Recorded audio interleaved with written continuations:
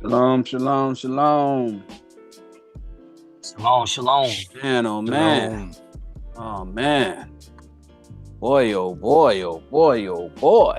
Made it another week. Shalom, family. How you guys doing? I'm trying Hope to you had tell a you, man. glorious week. Thank the Lord Yeah, you guys man. made it another week. Yeah, Yes, man. sir. I'm glad we got quite a few people up in here already. Got Right. Elder Anderson. Shouts out to Elder Anderson. We praying Yes, for sir. you, bro. We know you had some situations. We praying Yeah. for you. Yes, sir. Shouts out to Elder Cortez. You know, he always up in there front and center. Right. Shouts right. out to Elder Patricia, still keeping it locked Long down says.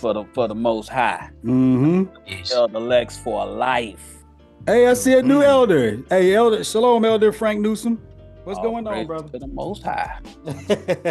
Elder Let's say Dexter number one. up in there. Yes, Y'all sir. know what Hey, it now. is. Elder Contessa in there. Mhm. Elder Son Swift. Right. Elder Kimberly C. She Yeah. still cutting them up too. You better believe it. Hey, man. These elders up in here, they showing how much they love the Most High and showing how much they love these people. And it's a wonderful thing to see it, you know, Yes, sir. because we've reached a point now where the things in the story are about to change a bit. Yep. So, you know, I don't know if y'all know exactly what's going on, but as y'all can probably see, things have what they call turned up a smidge, right? And if y'all been watching us, y'all see what time it is. We up in here battling all of these wicked forces. So, you know, we're gonna continue to do what we do. You know, we continue to fight for righteousness. And at the end of the day, y'all gonna understand why we do what we do.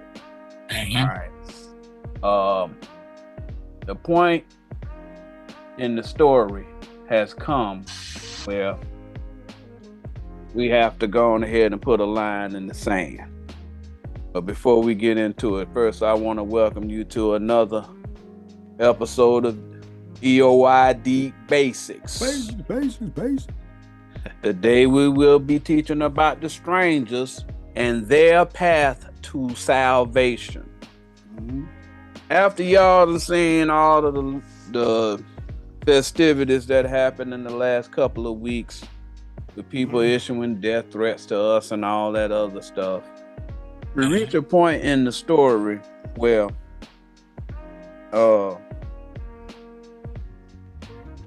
you went to the Jew first, right?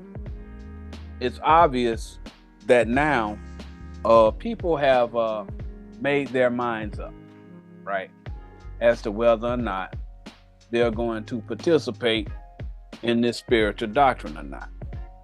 You know, and everybody has free will, right? Everybody has free will to believe whatever it is that they want to believe.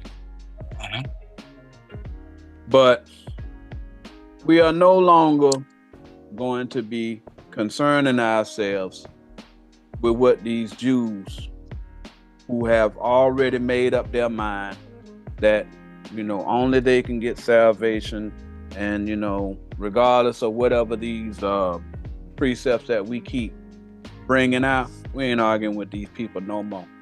If y'all watching what's going on in the world, right, y'all see we at the point possibly of no return, right? So the Most High, he done said what he gonna do, right?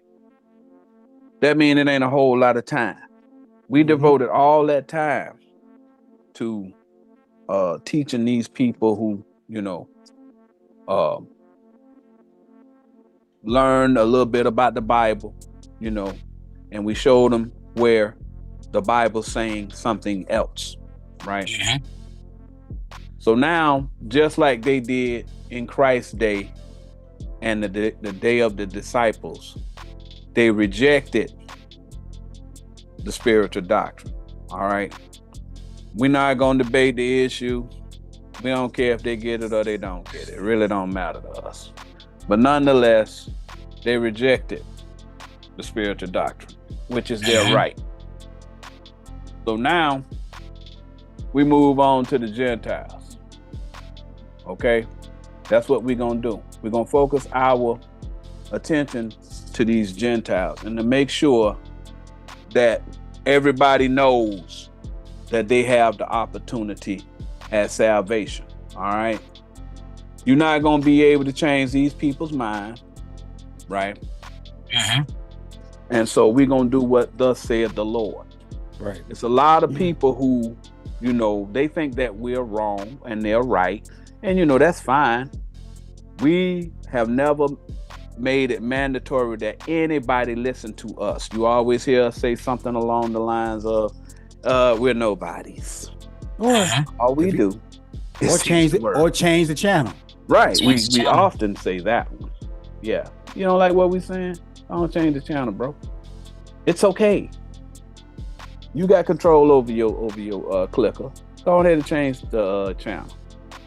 Unlike many of these racist camps and Israelite organizations who exploit the anger and discontent of many black and brown people, we focus on the words of our Lord and Savior, Jesus the Christ. Right. He stated that no man comes to the Father but by me. It is his doctrine that we follow. That's it.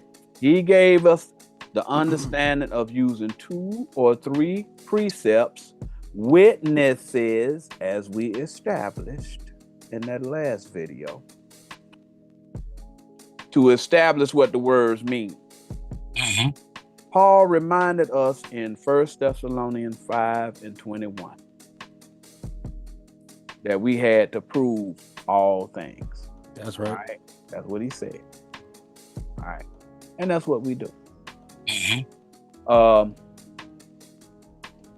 prophets wrote all these things in Deuteronomy 19:15, 2 Corinthians 13:1, 1 Corinthians 14:26 through 29, and so on, and so on, and so on. Because that 2 or 3 is throughout the entire Bible. We didn't make it up.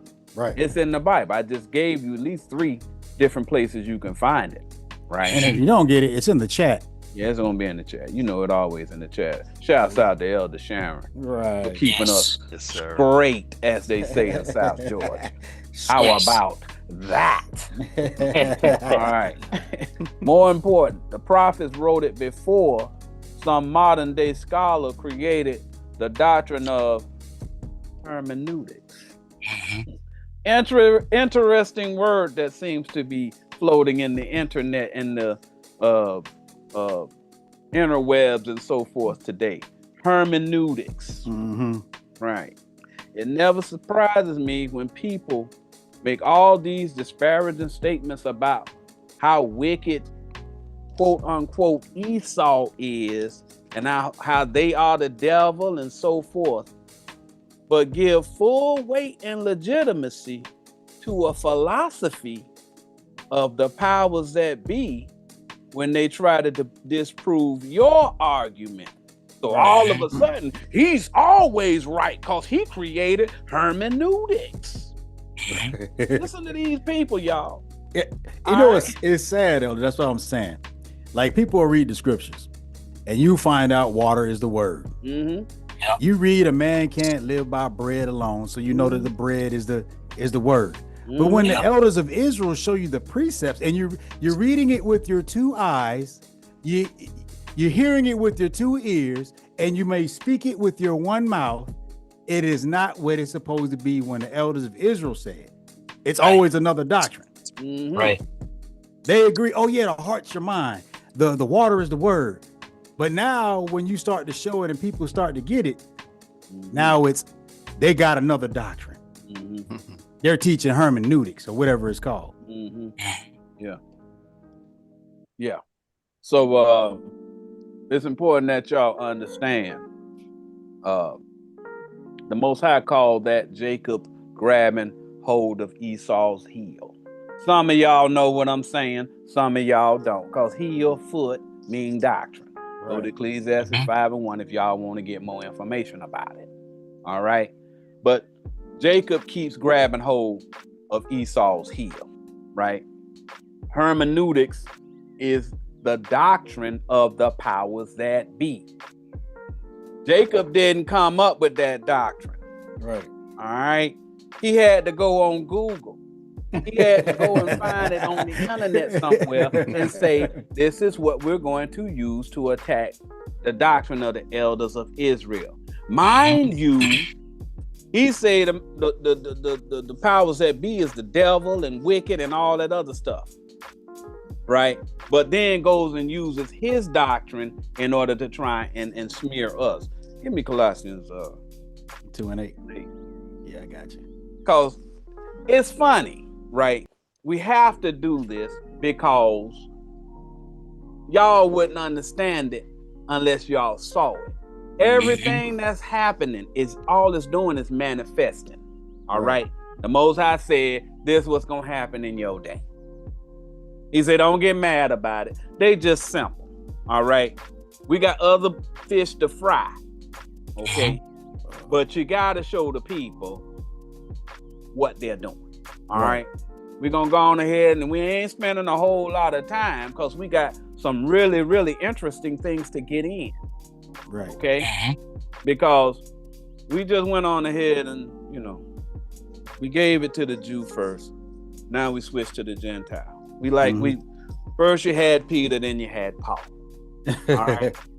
Peter was concerned with the Jew, then Paul, he was concerned with the Gentile.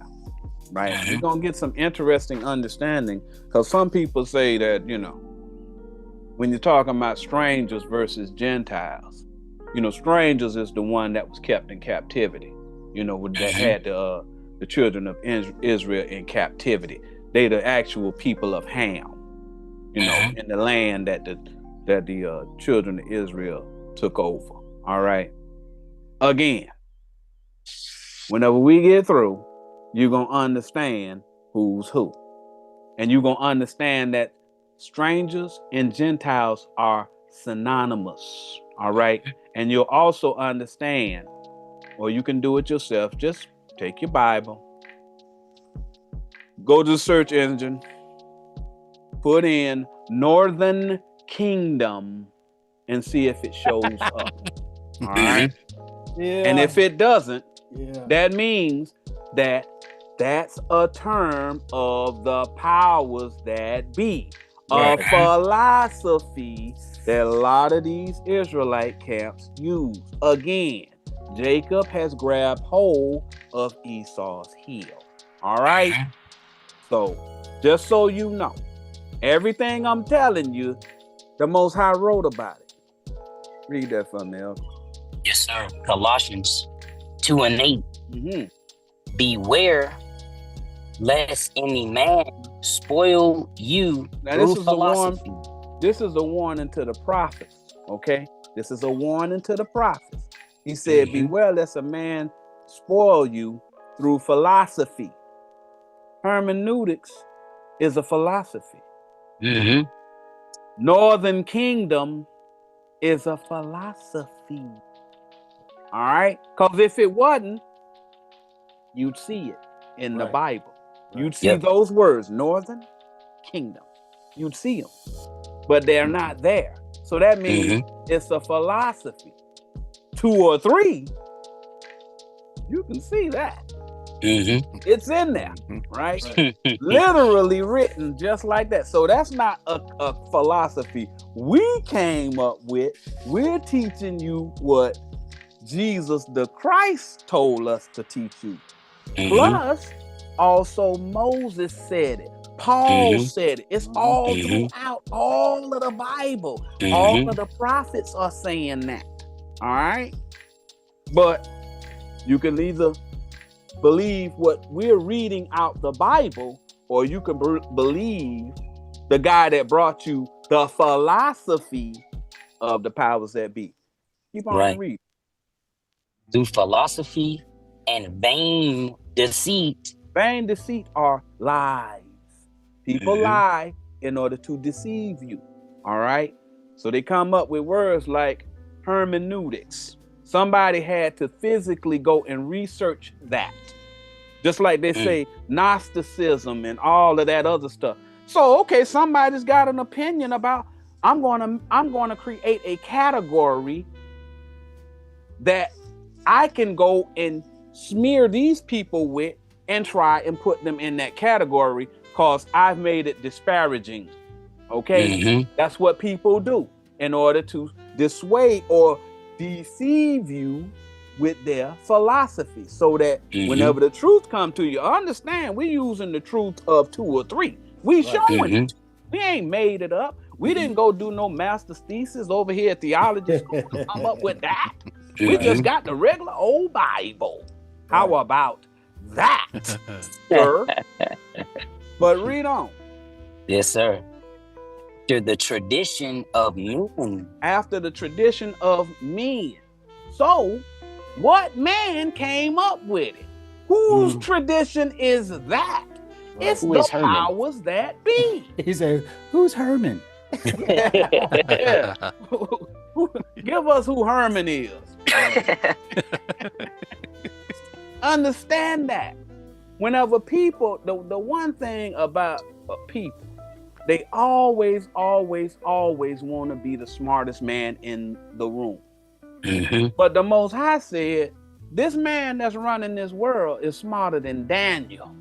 All right. So who do you think they go to if they want to look like the smartest man in the room? Right. They go see the man that's smarter than Daniel. He's the seer, Mount Seer. Okay. So they go and steal his philosophy and try and deceive the people to make the righteous look unrighteous. All right. But read on. After the traditions of men. The traditions of men. The Most High told you don't follow no man. That's why we telling you don't follow us.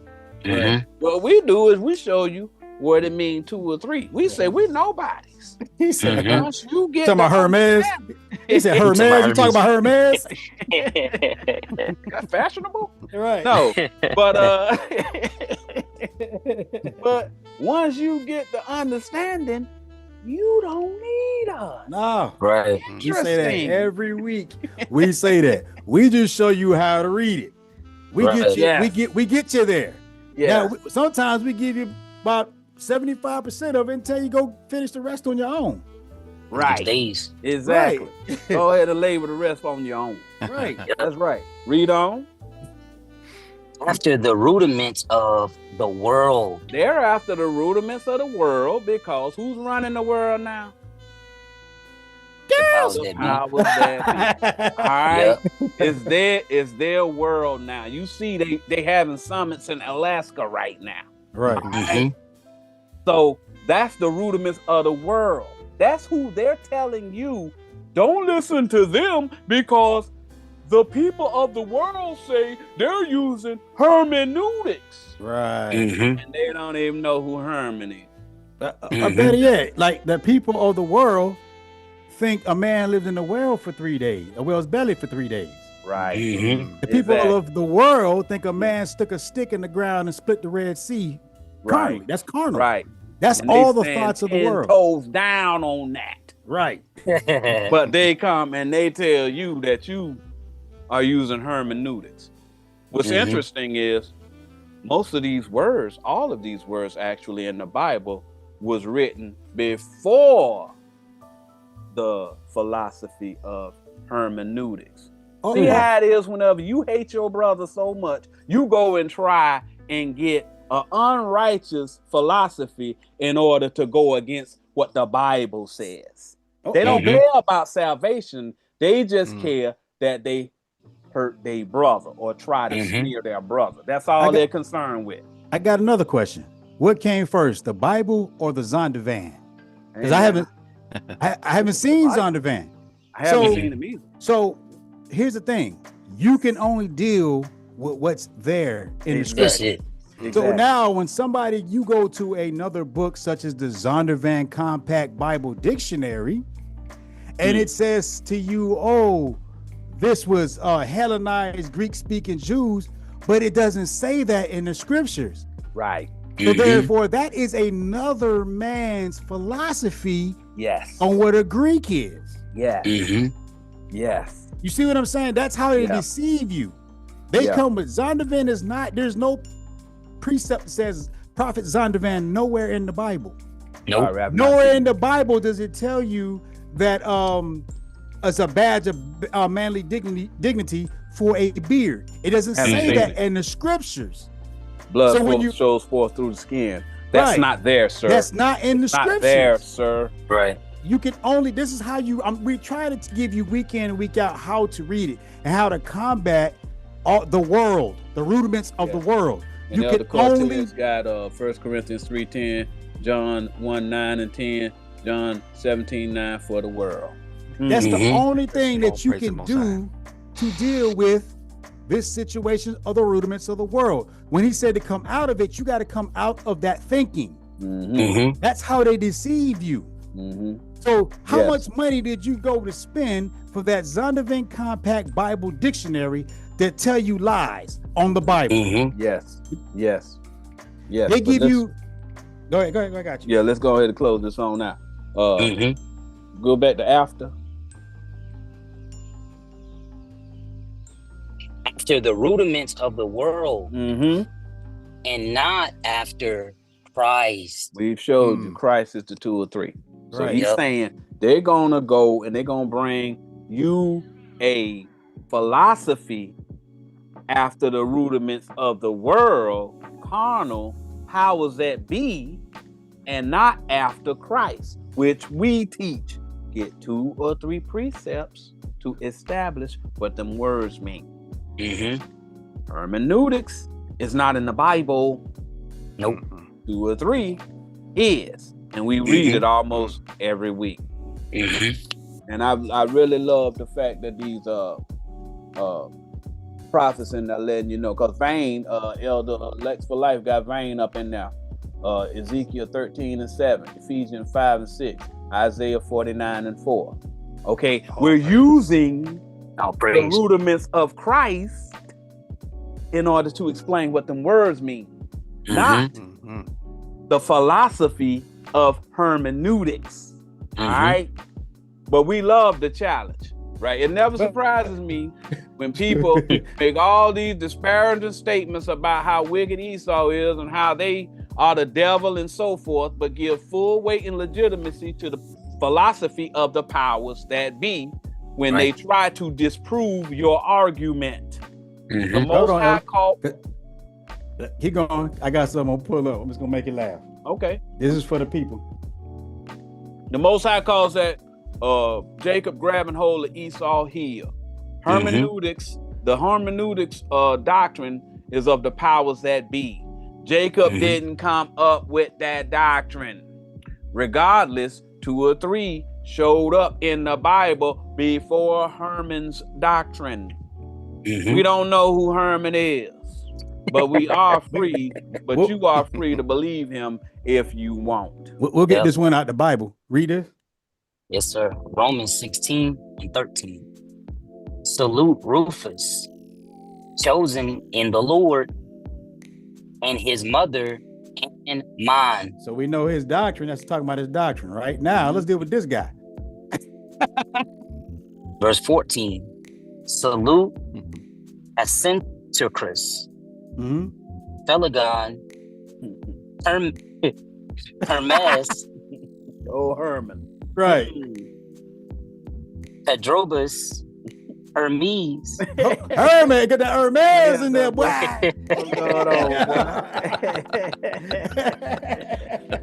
And the brethren which are with them. That's the only Hermes we know. So maybe it is some hermeneutics in it. Maybe Prophet Herman wrote his own separate thing. But it's not in this They Bible. ain't got it in this Bible though. How about that? Man. All right. We've got a little chuckle out of that. Yeah. Because now that we've been disparaged and threats have been made against us, we're gonna go on ahead and leave some people to their own devices. All right. Since they love the powers that be so much, we'll see how much they love them in the near future. But nonetheless, let's address what the class is about. Some people don't believe the strangers, to include the dreaded white people, will be able to receive salvation in the latter days. Elder Yohanan often brings up Ezekiel 47 to prove to you that these camps are racist institutions and lying. Now, somehow strangers are only the people of Ham who had the Israelites in slavery. All right. Strangers and Gentiles are different people in the Bible and will be judged differently. That's what happened when you use the Bible as a history book. Right. But you start talking about history classes and stuff. All right. White people are excluded outright. Or, you know, they come up with the doctrine of, they're going to be our slaves. Yeah, that foolishness. All of that foolishness. When the Most High said it's going to be equal inheritance. We'll get to it. And you can prove that every human, regardless of race, can receive salvation. We can prove that through the doctrine of Jesus Christ. Not hermeneutics, not some other book or whatever that you're using, thesaurus, Britannica, whatever. It don't matter what you're using. Matter of fact, let's go on ahead, because a lot of people use this and they still use other books in order to make their point. Go to Isaiah 34:16. Bring it out. Gotcha. So, you know, why don't we see whether or not you should be using Herman's book, right, or any other book for that matter?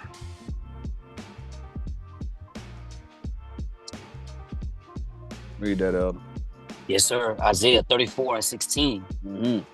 Seek ye out of the book of the Lord and read. Okay, so he talking about the book of the Lord. That's the Bible. Okay. Hey, hold on. I got a question to anybody out there that been following this channel or even came up to our channel now. When have you ever seen us use another book? I've not remembered that. The Bible. Remember it. When have you seen the only class that we ever used anything other than the Bible? It was a picture of animals in the swine class because we were showing it comparison to carnally and spiritually. Well, there was another issue. There was another mention because we used their words against them. Oh, they said that the only people that went into slavery on ships was black people. Oh, yeah. And we showed them where those Barbary pirates put millions of white people in slavery on ships too. And we showed where the Philippine was taken into slavery on ship as well. So but that's about as far as we can go with. That's it. But every time we taught out this, we never say, okay, this word mean this because of this other book. We never showed you no history book that came with it. The only mention of history was to show you that other people went into slavery, as Eldon said. Just to prove that point that that's a lie. Okay, so now the entire time you look at this, we only show you these words. I said, you read it with your two eyes, you hear it with your two ears, and you read it yourself with your one mouth. We're not here. If there's anything that we said that was off, you have all grounds to correct it, and we have a chat to correct that. Right? Read on. Seek ye out of the book of the Lord and read. The book of the Lord is the Bible. Okay. The Bible, the Lord's portion of it is what you discern with 2 or 3. Right. Yeah. There's the portion that everybody reads, and they read something and they get confused about and say, well, you know, I never heard of a man living 3 days in a whale's belly. How did that donkey talk? You know, all that kind of stuff. Okay. That's the part that is in the open. Right. In Second Ezra, I forget where it's at. Second Ezra, 12 or 13. Whenever he got the men to write that book, 14. Whenever they started writing them books, he says put certain things openly, and then he said hide certain things for the wise. All right. The certain things hid for the wise is the parables. All right. That's what he telling. All right. Certain things are written in parables. That's why you sit there and you're flummoxed trying to figure out how a donkey talked. Or how trees talk. Yes. How do trees talk? How does that work? You understand? Because you're reading the part that's in the open and not the part that's the mystery. You don't understand. All right. But read on. No one of these shall fail. None of them parables that's in the Lord's book, the 2 or 3, the ones that's hidden, none of them gonna fail. That's the prophecies. All right, they ain't gonna fail. You gonna understand once you get them 2 or 3 and start explaining that stuff. You start to see stuff happening right now, right? And you like, oh, that's the prophecy of that. Like Kimberly C said, how do you feed all those people with those little fish? Right. Right. Very good job, Elder Kimberly C. Read on. None shall want her mate. Ain't no other book that you can make with the 2 or 3 that Christ told them prophets to put in there. That the Most High. No, that's not gonna work, sir. No, that's not a no Zondervan, no Britannica. No icon painted icon book. No, none of that stuff. We're not selling a book. We're just reading the Bible, the free one. All right, read. For my mouth it hath commanded. This is a commandment from God. All right, read. And his spirit. Spirit means doctrine. All right, John 6:63. Spirit of the Lord. Yep. Read. It hath gathered them. That's what's going to gather all of us. It's going to be the Spirit that's going to gather us, not Britannica, not Zondervan, not history books or these different books of precept books and all this other stuff. That ain't going to gather the people. The people are going to be gathered to the doctrine that the Most High left through the prophets. The only way you're going to see what the Most High left, you're going to have to put 2 or 3 precepts to establish what those words mean. All right? Can I add one to this, Elder? Absolutely. Can we get Proverbs 25:2? Show enough. Show enough. Show enough. All right. Oh.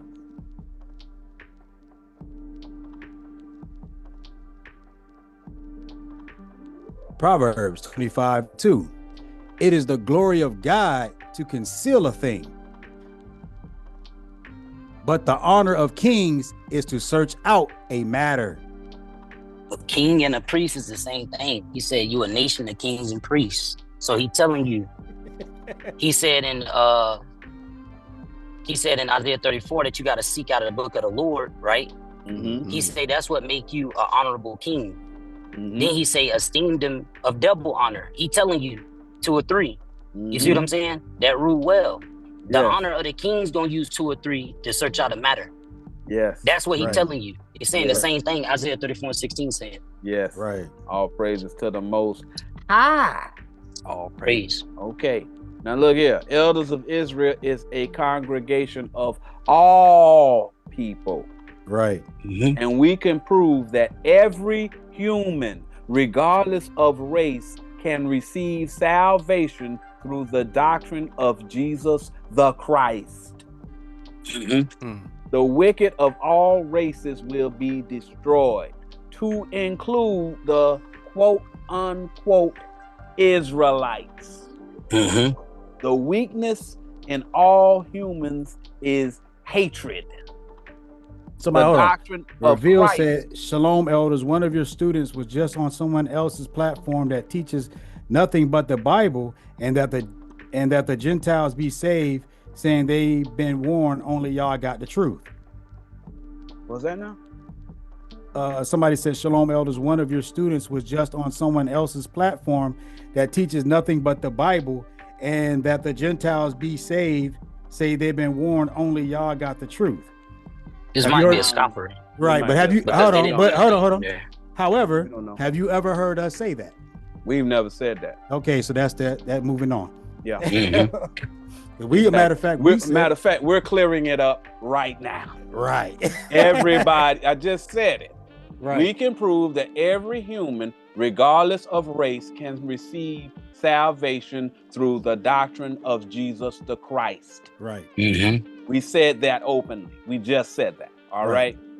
The wicked of all races will be destroyed. We're not the only ones.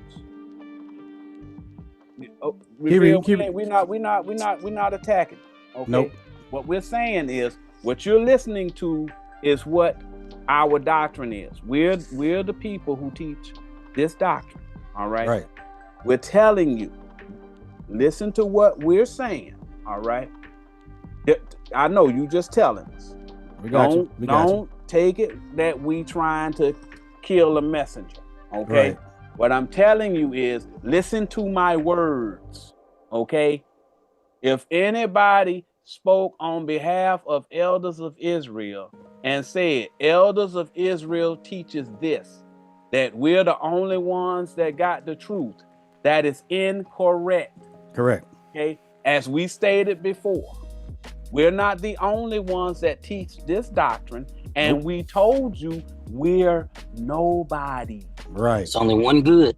There's only one. There's only one. That's God. God. That's it. Okay. Don't do something because we said it. All we're doing is showing you how to see what we see. That's At the end of the day, you got everybody got free will to do whatever the Most High lead them to do. We love you too, Reveal. Yep. So don't think we jumping on you. We're just making sure you're not the only person on this in this audience. We have to make it abundantly clear. Okay.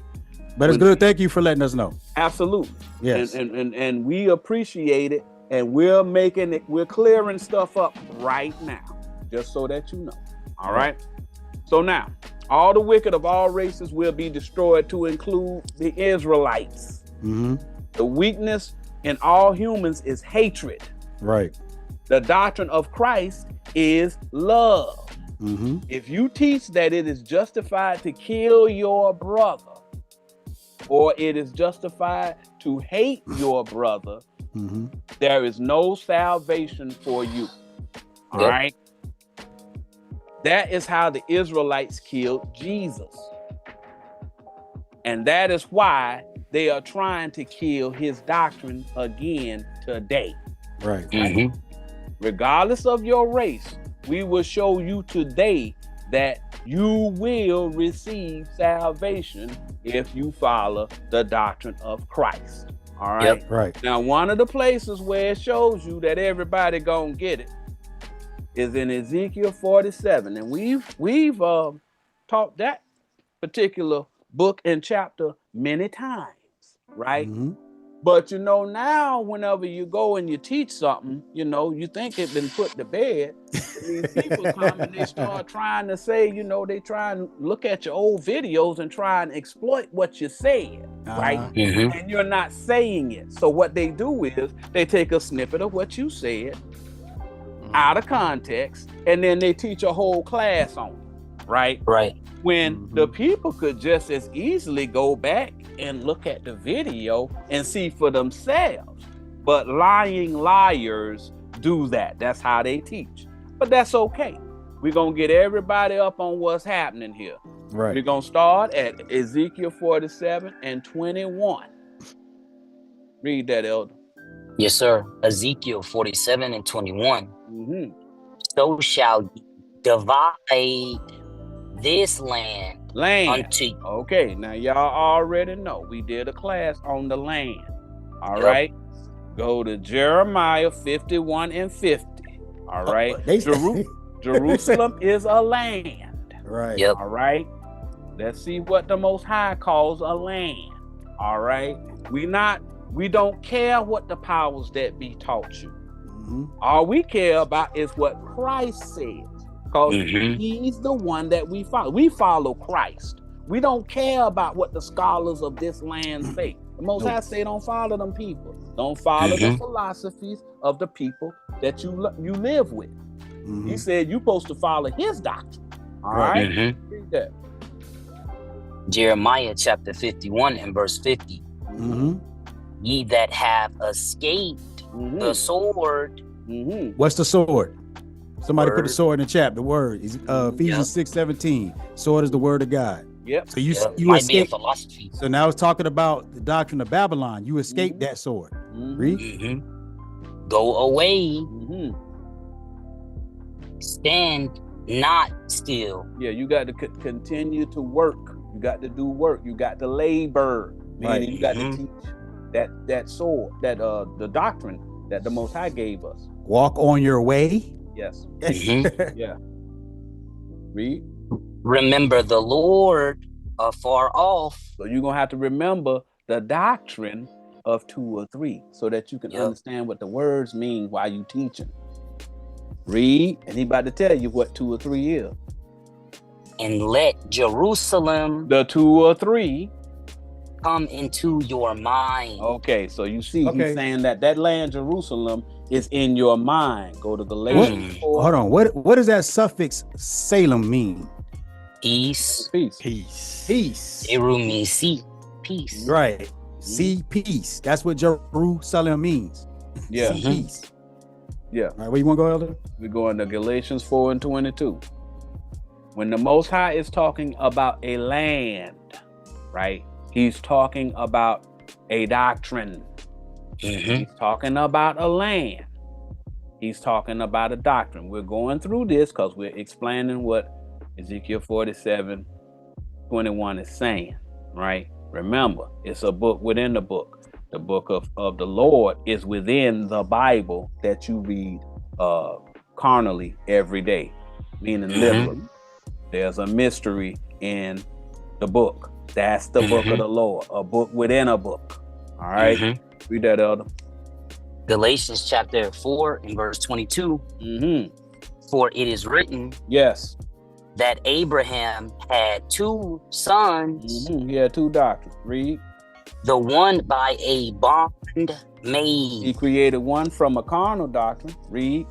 The other by a free woman. And he created one by the free woman. It's gonna explain why I'm saying doctrines. All right. Yep. One by a bondmaid, a carnal doctrine. The other one by a free woman, a spiritual doctrine. All right. Yep. Read. Verse 23. But he who was of the bond woman, the doctrine he created from the carnal, read, was born after the flesh. Okay, he developed it carnally. All right. Yes. So he created that doctrine carnally. Read. But he of the free woman was by promise. The free woman is by the promise. Spirit. Yep. All right. Yep. Next verse. So you can see what these women are. Verse 24. Which things, doctrines, are an allegory. They're doctrines. All right. An allegory is parables. Doctrines. All right. Read. For these are the 2 covenants. Covenants are the doctrines. You got the doctrine of Moses, which is carnal, and you got the doctrine of Christ, which is spiritual. Those women are doctrines. That's what the Bible's telling you. That's what Paul is explaining to you. Read. The one from the Mount Sinai then is carnal. All right. The promise is spiritual. When it's talking about sin, it's talking about reading it carnally, believing carnally. All right. So one is of a doctrine, a carnal doctrine. Read. Which gendereth to bondage. Okay, so the way that they're gonna get you to follow that that carnal doctrine, they're gonna go and they're gonna come up with all these rules and regulations, and if you don't follow it, God gonna kill you. Right. Yep. Everything that's in that doctrine, if you don't do what I say, God gonna kill you. God gonna kill you. That's how you get engendered in the bondage. If you don't make new moon, God gonna kill you. If you don't come up here and blow these shofars on a certain day, God gonna kill you. If you don't put these fringes and these dingleberries at the bottom of your skirt, God gonna kill you. You mess around and let your barber go and taper you a little too close, God gonna kill you. Right. All right, that's how they gender bondage to you. And You like, celebrate you celebrate your birthday, right? God, Right. I'm standing in line over here at Kroger, and I'm looking out at the parking lot. I'm 3 back from the cashier, and it's pitch black out there. But I need this food. If I buy it, God gonna kill me. Right. Understand that. That's bondage because you're scared. Lord, please forgive me, but I gotta get this food. That's how them people got y'all. Y'all following Hagar. Right. You in Egypt. Even in the Christian church, giving up all that money. If you're not paying that money, you're under bondage. Right. Making you feel guilty for not giving tithes. Right. Or alms. That's bondage. Yep. Oh, I just seen a documentary the other day, right? It was on Oral Roberts. And Oral Roberts was one of the first TV preachers. Yeah. And he built up all that stuff, and he told them people that if they didn't give him $8.1 million, that God was gonna kill them. Yes. Dang. I remember. Y'all go look this up. That is bondage. Then people started opening up them wallets.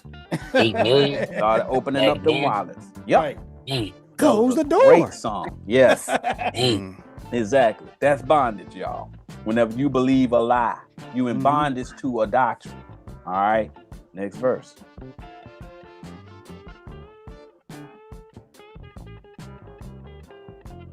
Funk is verse, man. I know them truck drivers probably bobbing their head right now. Look out now. I know. We ain't selling that soundtrack. All you gotta do is pay a little time pay a little time of your day riding around listening to the elders. I know that's right. And you get that soundtrack for free. Again, if you're out there on I-75 or the one of them big time freeways, go ahead and honk that horn for one time. That's what I'm talking about. We thinking about y'all truck drivers. That's right. Y'all praise. Shout out to them truck drivers. Burrito Elder. Yes, sir. Verse 25. For this Hagar is Mount Sinai in Arabia. Okay, if you start, I ain't gonna go to it. But if y'all go back and look, I think it's in Galatians. It's either Galatians or Colossians. Whenever Paul starts talking about before he went up to see Peter and James, he say he spent time in Arabia. All right.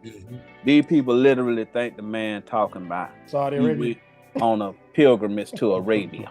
All right. He ain't talking about that. All right.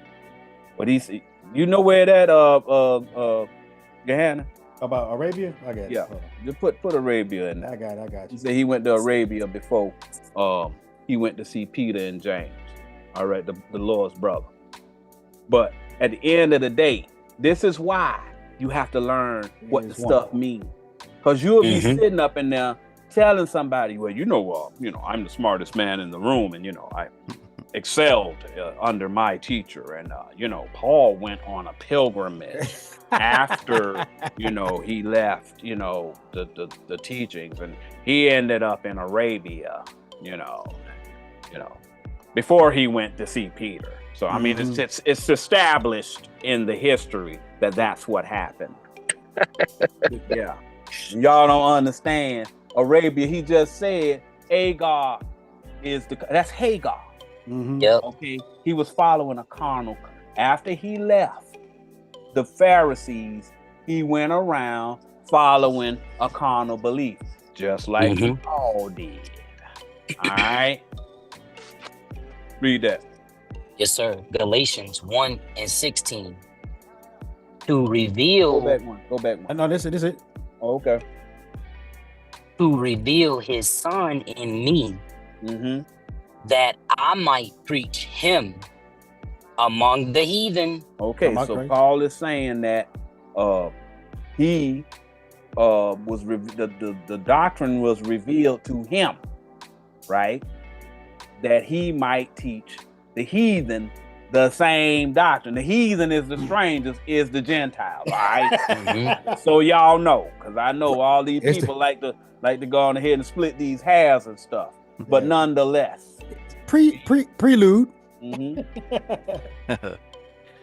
Immediately I conferred not with flesh and blood. Okay, I didn't immediately confer with my carnal belief. All right. Read. Verse 17. Neither went I up to Jerusalem to them which were apostles before me. Okay, so he said he didn't go and consult with the people who had the spiritual doctrine. All right.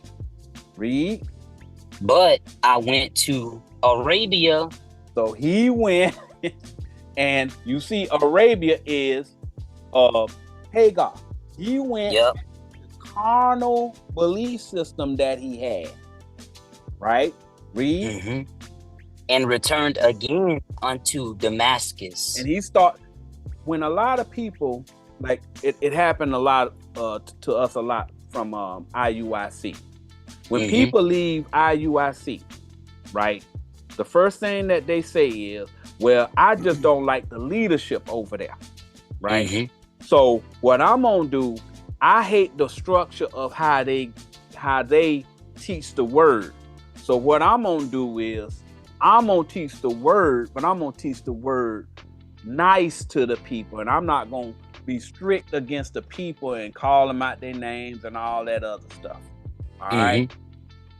So that's whenever it's talking about Arabia. Arabia is a land, y'all. It's a doctrine. All right. It's a carnal doctrine. He just told you Hagar was one of the two covenants. It genders unto bondage. All right. So it's the carnal doctrine. You gonna bring that out, Elder? Yeah, go ahead, read that. Isaiah chapter 21 and 13. The burden upon Arabia. Burden is the word. A burden is the word. Read. Malachi 1:1. And I think Zechariah 12:1. Go ahead. Thank you for that. In the forest in Arabia shall ye lodge. Then y'all have the wilderness of sin. Trees, forest is trees. Yep. Right. Forest of trees. Trees of prophets. Yep. And the prophets in Arabia. Now think about this carnally. Does Arabia have a lot of water? Nope. No. Oh. Okay. Read on. Shall ye lodge? You gonna believe in that? Rest. Dwell. O ye traveling companies of the Dedanim.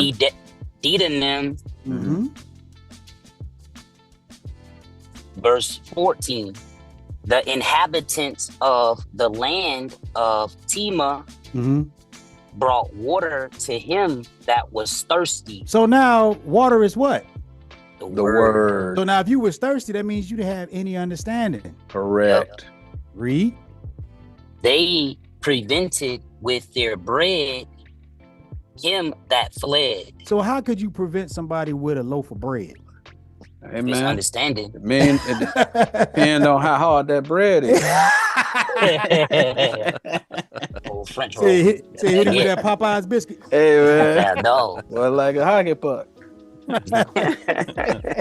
So they prevented with their bread. Their bread, God said a man can't live by bread alone. Bread is the word. Yeah. Yep. So they prevented with their doctrine, bread, their word, him that fled. So we're talking about the doctrine of Arabia. Yeah. All praises.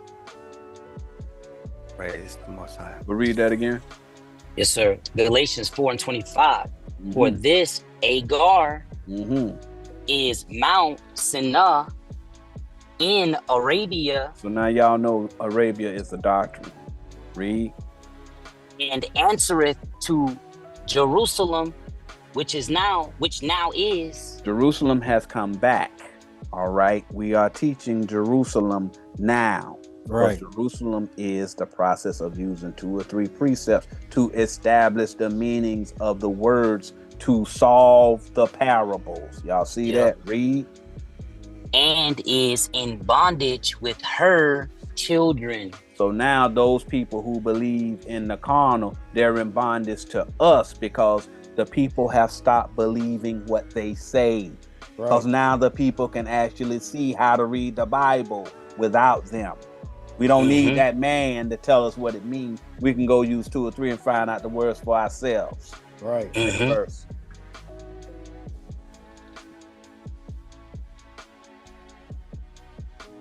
Verse 26. But Jerusalem, which is above, is free. It's the top doctrine. It's spiritual. Above means spiritual. Read. Which is the mother of us all. The mother of us all. That's the top doctrine. That's the doctrine that we all follow. Go to Ecclesiastes 1:16. Jerusalem is a land. Land means doctrine. All right. All of this just to get this first verse in the Ezekiel 47. But you'd rather us go through this so that you know. Right. All right. You'd rather us go through this. Read that for me, Elder. Yes, sir. Ecclesiastes 1:16. I commune with mine own heart. Heart mean mind. All right. Read. Saying, lo, I am come to great estate. Great estate. You got riches. All right. Meaning you got understanding, wisdom. Read. And have gotten more wisdom. Just prove than all they that have been before me in Jerusalem. See that? Wisdom. He's comparing wisdom to Jerusalem. Jerusalem is the wisdom. Y'all see that? Read. Yea, my heart had great experience of wisdom and knowledge. Jerusalem gave his mind great experience of wisdom and knowledge.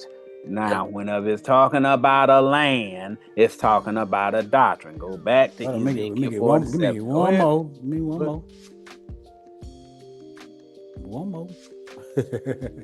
You teasing my country accent. That's all right. That's all right. I think the people expect it now. Right. I see that them elders keeping them precepts going up in there. Praise. All praise the Most High. Zechariah chapter 8 and verse 3.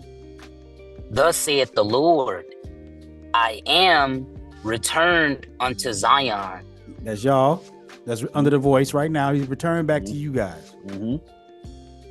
And will dwell in the midst of Jerusalem. When you're in the midst, M-I-D-S-T, like Christ said, or two or three are gathered in the midst. My name. In my name, I am there. In the midst of them. Yep. Right. And Jerusalem shall be called a city of truth. Is that not a land? Yes. Now, let me ask you something. Now, if you currently reading that, right? Is there any truth going on in that city right now? No. Or is it war? There's war going on right now. Okay. Read. And the mountain of the Lord of hosts. The mountain is a congregation. Yes. Read. The holy mountain. The what? The holy mountain. Holy means understanding. Yeah. Now we're going back. Can y'all hear me? Yes, sir. Yeah. Man, I've had a faux pas.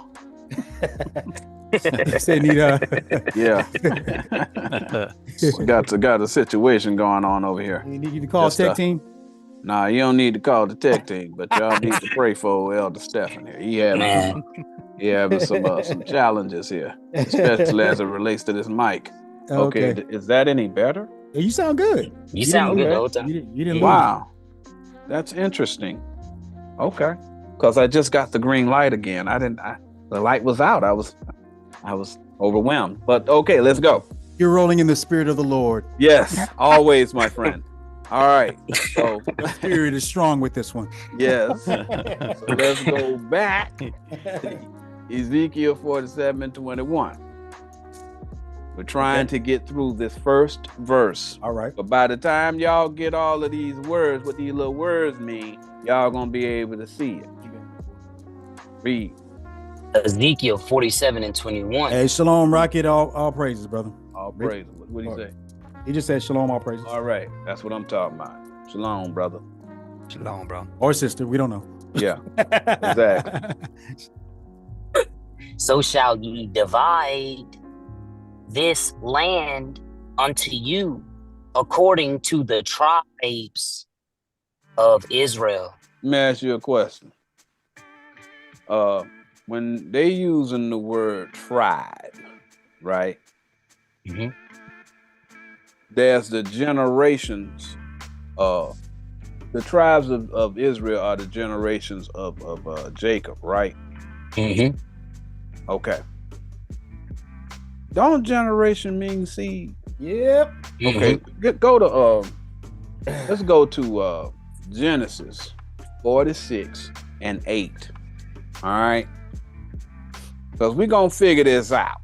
All right. Because some people think that you got to be a certain race. Right. All right.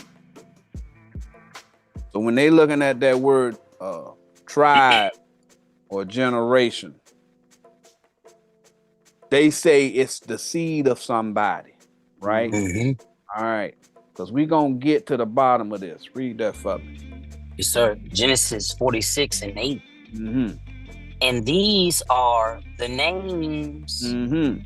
of the children of Israel, That's them 12 tribes. Read.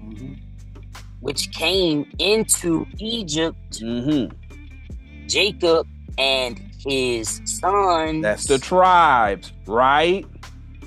Right. Reuben, Jacob's firstborn. Okay, now I need you to drop down to verse 27. We're trying to figure out what these generations and these tribes are. Okay? Read that. Verse 27. And the sons of Joseph, which were born him in Egypt, were 2 souls. All the souls of the house of Jacob, which came unto Egypt, were 70. Okay, so now it's letting you know that those are the generations or the tribes and all of the people, the descendants of Jacob, right? So they say descendants now. Okay. So now go to Exodus 1:1. These things have to be done a certain way, because y'all got to be able to see the Christ in this stuff. All right, we ain't worrying about what somebody else say. We using these precepts to explain what this stuff means. Read that. Exodus 1:1. Now these are the names of the children of Israel, which came into Egypt, every man and his household came with Jacob. Drop down to verse 5. These are the generation or the tribes or the seed of Jacob. Y'all see that? Read. Verse 5. And all the souls that came out of the loins. So they tell you that means it's talking about the physical descendants of Jacob, read, of Jacob were 70 souls. Read. For Joseph was in Egypt already. Give me 1 Peter 1:13 so you can see what these loins are. All right. Hey, don't be using that. Because you saying that they're saying right there, they're saying that's his seed. Don't be using the hermeneutics now, brother. Hey, man, you know, I mean, sometimes Herman got to be used, bro. I mean, come on, bro. Read First that. Peter, yes, sir. 1 Peter 1:13. Wherefore, gird up the loins of your mind. Just call loins your mind. Read. Trigger word. Be sober. Your loins are sober. Read. When you're sober, that means you got the ability to think versus when you're drunk. Y'all see the correlation, how he using this word loins? Read. And hope to the hope end. In your mind. When you hoping for something, it's in your mind, right? Yep. Read. Right. To the end for the grace that is to be brought unto you at the revelation of Jesus Christ. When Christ is revealed to you in your mind. Y'all see that? Go to Luke 8:11 so we can get some more about these seeds. Now, I know with hermeneutics, right? You might see something and it might be as explicit as it possibly can be. But because you're being smeared with hermeneutics, it don't mean what you about to read right now. All right. That's how you handle haters. All right. When they tell you it don't mean that, and they don't tell you what it means, just trust me, it don't mean that. Okay. But you don't, they tell you don't believe your lying eyes? Right. You about to read it right now. What the seed is, what the tribes are, what the generations are. I got one after you. Luke chapter 8:11.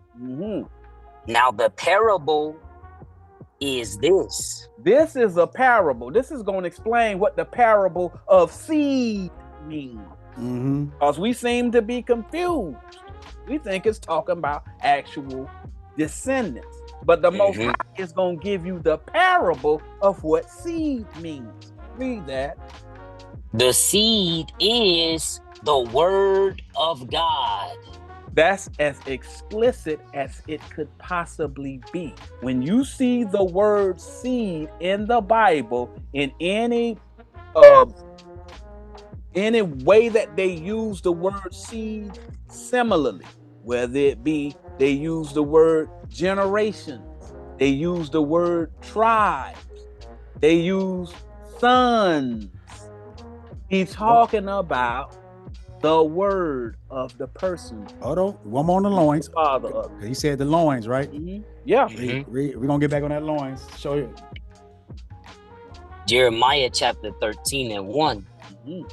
Thus saith the Lord unto me, go and get thee a linen girdle, and put it upon thy loins, and put it not in water. We know that's the word, but he's going to explain what the girdle and the loins is right here.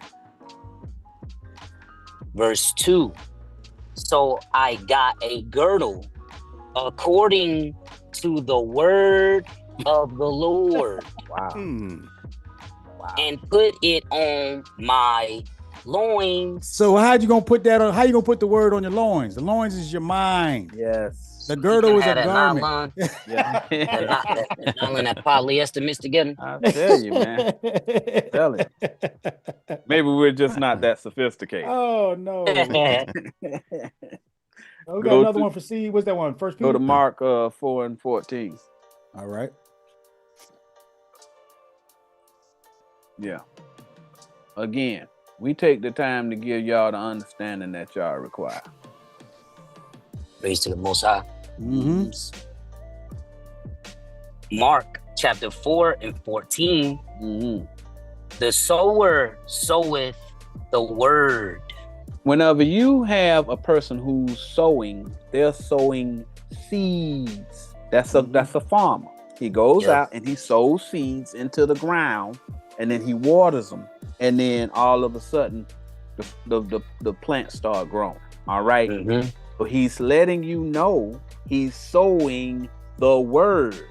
You understand him as sowing seed. All right. Seed means the word. Y'all see that? 2 Corinthians 9 and 10.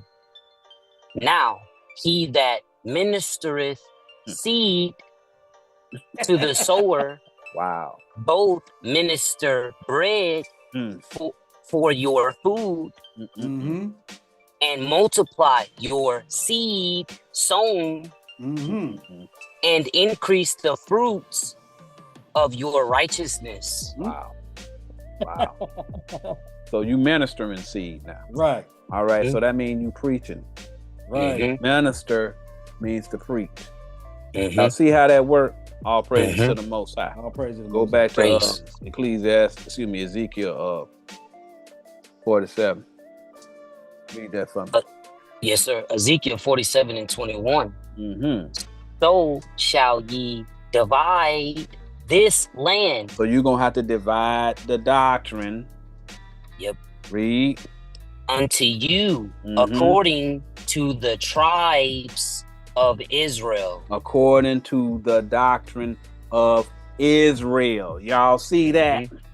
All right. So we talking about rightly dividing the word. Y'all see that? Right. All right. Go to the next verse. There's a whole lot of misunderstanding about what we about to read now. Ezekiel chapter 47 and 22. And it shall come to pass that ye shall divide it by lot for an inheritance unto you. What's the inheritance? The word. Was it right? Hold on, Sirach. Hold on, let me get it. I don't think I put up a... Go to Acts 20 and 32. All right.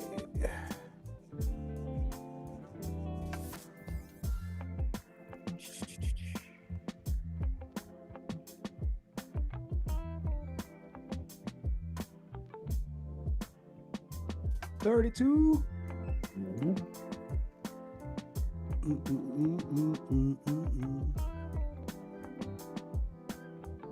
Acts chapter 20 and 32. And now, brethren, I commend you to God and to the word of his grace, which is able to build you up. So the word can build you up. Read. And to give you an inheritance among all them which are sanctified. So everybody that gets sanctified with this water, with this word, gets his inheritance. Go to Sirach 4 and 11. Oh, I knew you was coming with it. I knew you was coming with it. Man. Hey, man, we just do what we can. We do what we can. All right, let me get it. Yes. This is how it must be done. This style is identical to done. You said 4 Couple of y'all know what I'm talking about. That old rock count. You said 4 and 11? Yes, sir. All right. Sirach, Ecclesiasticus chapter 4 and 11. Wisdom. That's the subject matter.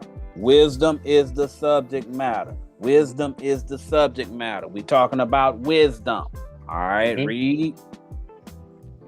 Wisdom exalteth her children. Her seed. Read. And layeth hold of them that seek her. Okay, so the people who go and seek wisdom, you're going to be exalted, right? Next verse. We're reading down to 13. Then we're going to jump. Verse 12. He that loveth her Wisdom. loveth life, Read. and they that seek to her early Yes. shall be filled with joy. That's why all of these elders in our chat are filled with joy. All right, Praise they got the wisdom. Sir. Next verse.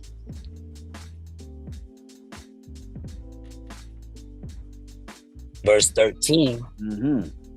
He that holdeth her fast shall inherit glory. You're going to inherit glory. Glory is wisdom. All right.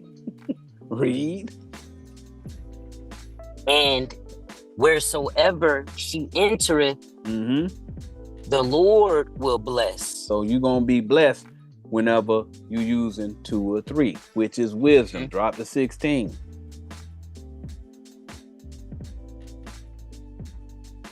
When we talking about inheritance, you inherit the doctrine, y'all. The word. Read that. Verse 16.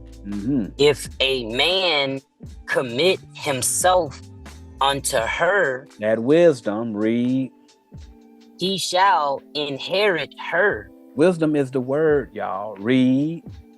In his generation, feed shall hold her in possession. So all of the doctrines that's passed down are going to hold wisdom in its possession. But the inheritance, you inherit wisdom. Go to Proverbs. I got one more. I got one more. Go ahead. Well, I'll sit back and be quiet for a second. Go ahead, guys. Oh, that's the one I was about to pull. Yeah, all praise. All praise. Here we go. Hey, man. We rocking with it. Let's go. Right on. Ecclesiasticus 17 and 11. Beside this, he gave them knowledge and the law of life for inheritance. You inherit that? Let me see, 24, 23. 24, 23. We're gonna stay right there. Same book. Hold that. Yes. So when it's talking about this inheritance in Ezekiel 47, it's talking about inheriting the word. Y'all see how this works?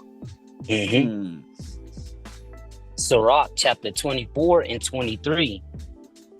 All these things are the book of the covenant of the Most High God, even the law which Moses commanded for an heritage unto the congregations of Jacob.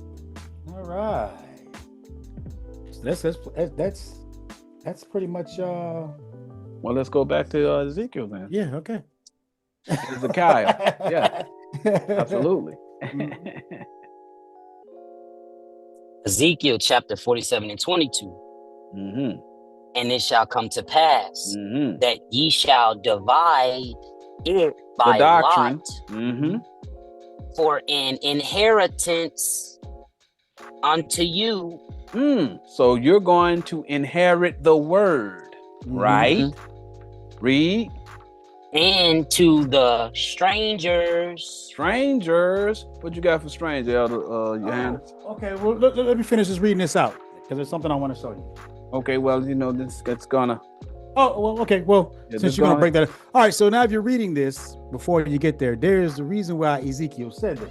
We're gonna go to the law. Let's get the law on this, because they got it from somewhere. They didn't just make it up. And he said, remember in the last scripture, it said, even the law of Moses, right? Let's get one of the laws of Moses where they read the same thing, where he witnessed it. Trigger word. All right. Because I know you're going to break down this word, so I'm going to leave that alone and let you go with it.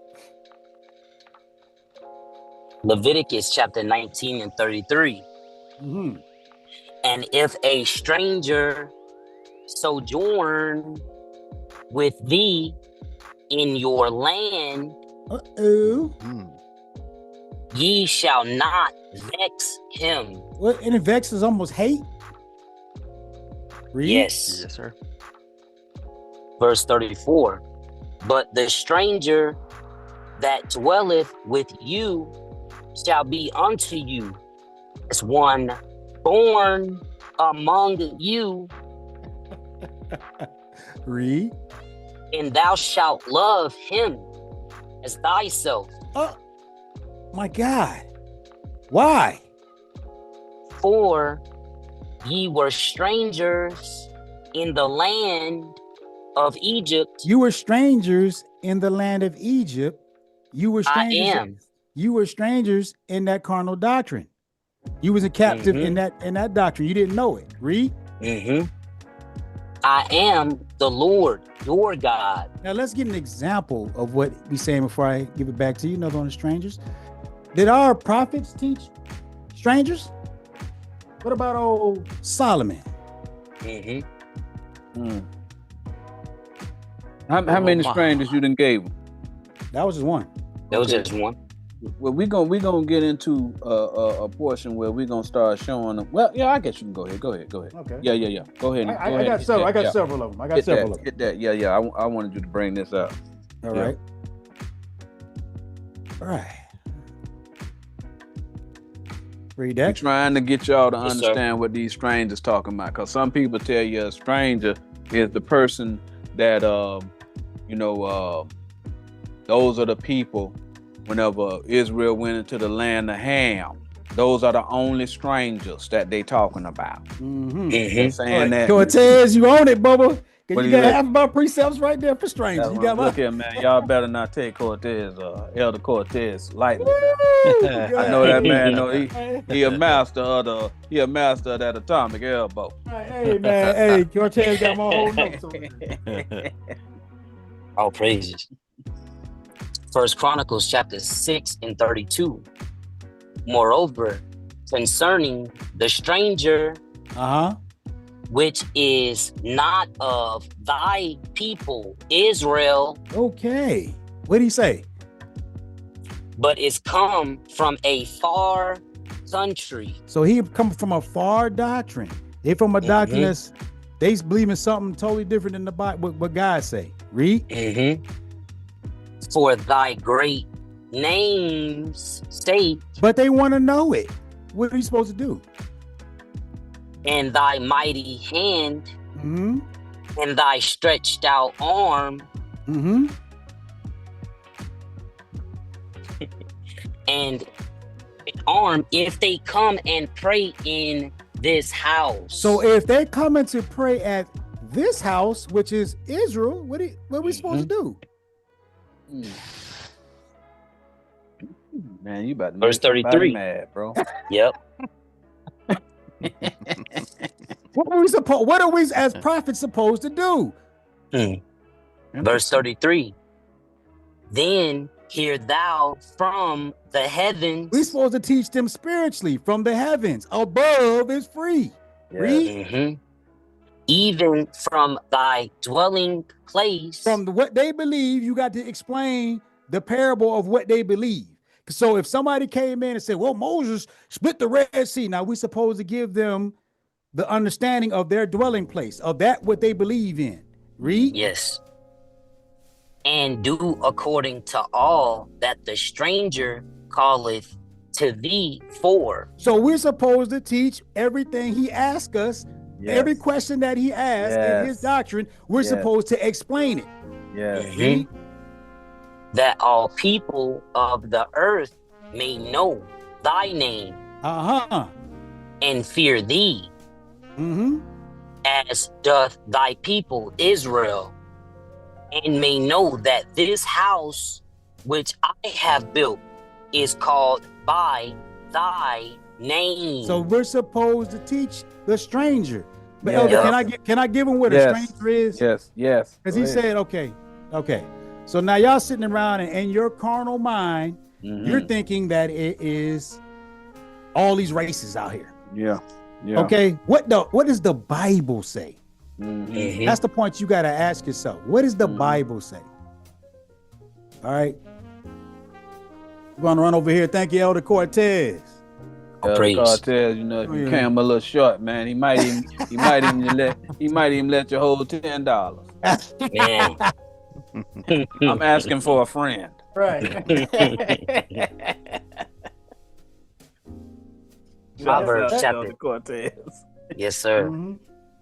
Proverbs chapter 7 and verse 4. Say unto wisdom, thou art my sister. So what we're talking about is wisdom. Yep. Read. And call understanding thy kinswoman. So those are women in the Bible. He's call that wisdom. When he's talking about women, he's talking about a certain specific wisdom. The Lex for Life ain't playing with that second Samuel 22:45 either. I had that too. Yeah. Got my whole notes, man. Hey, man. You guys must have the same doctrine, bro. The same thing. That's right. Dexter got Exodus 23 and 9. Yes. Oh, praise. That's right. Well, they playing. Verse 5. That they may keep thee from the strange woman. Strange wisdom. Yup. Read.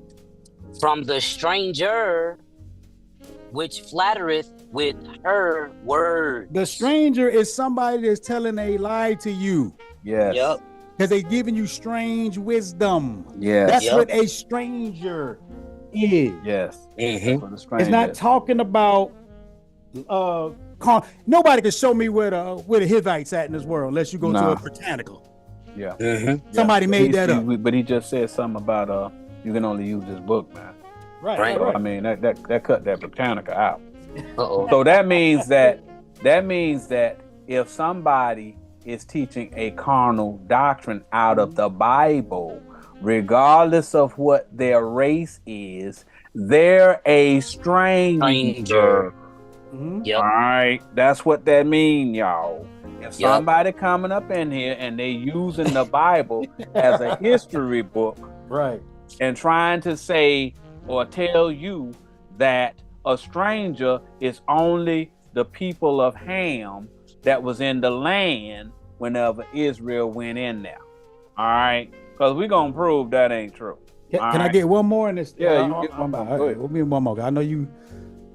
All right, now let's deal with the strangers, because I just showed you that strangers are those teaching a strange wisdom. We just read it. You just read it with your own eye. Teaching you that man was in that whale belly 3 days. Right. That's a stranger. If they teaching you that man took that, I saw somebody put up there earlier talking about Superman Aquaman Moses. If they teaching you Aquaman Moses, that's a stranger, because they don't have the doctrine of Christ, because he said something else. They just don't know how to find it. All right, that don't mean that a stranger is a bad person. We're just explaining to you what a stranger is. Right. That's the reason why you're supposed to meet them in their dwelling place. Yes, because they may have the zeal of God, but not according to knowledge. Read this. We're gonna read down to 8. And I'm gonna give 8. Isaiah chapter 61 and 1.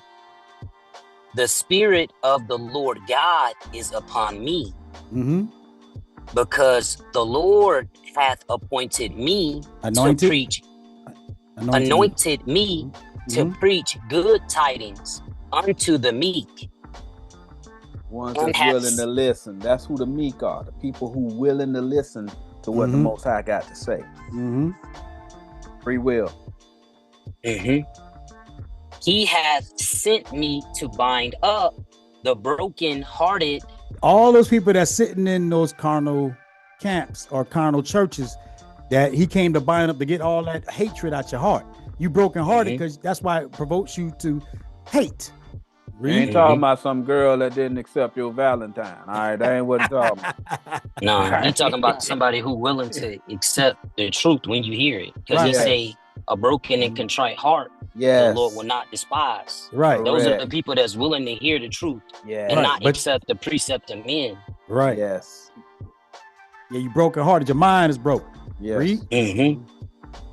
to proclaim liberty to the captives, to free you of all those captive doctrines. So when we show you that that is malarkey, what they're teaching you, then you can divorce that doctrine out of your mind. You can fast from it. All right? And the opening of the prisons to them that are bound. You are bound in that prison house. That's why he called it the house of bondage. Egypt is the house of bondage. If they're teaching you to hate, you're bound to that hate. So when somebody teaching you that only one race of people can get the Bible, can get the kingdom, you're bound by that. And in your mind, your mind is broken. You believe in that is true. And we're showing you through this class that that's false.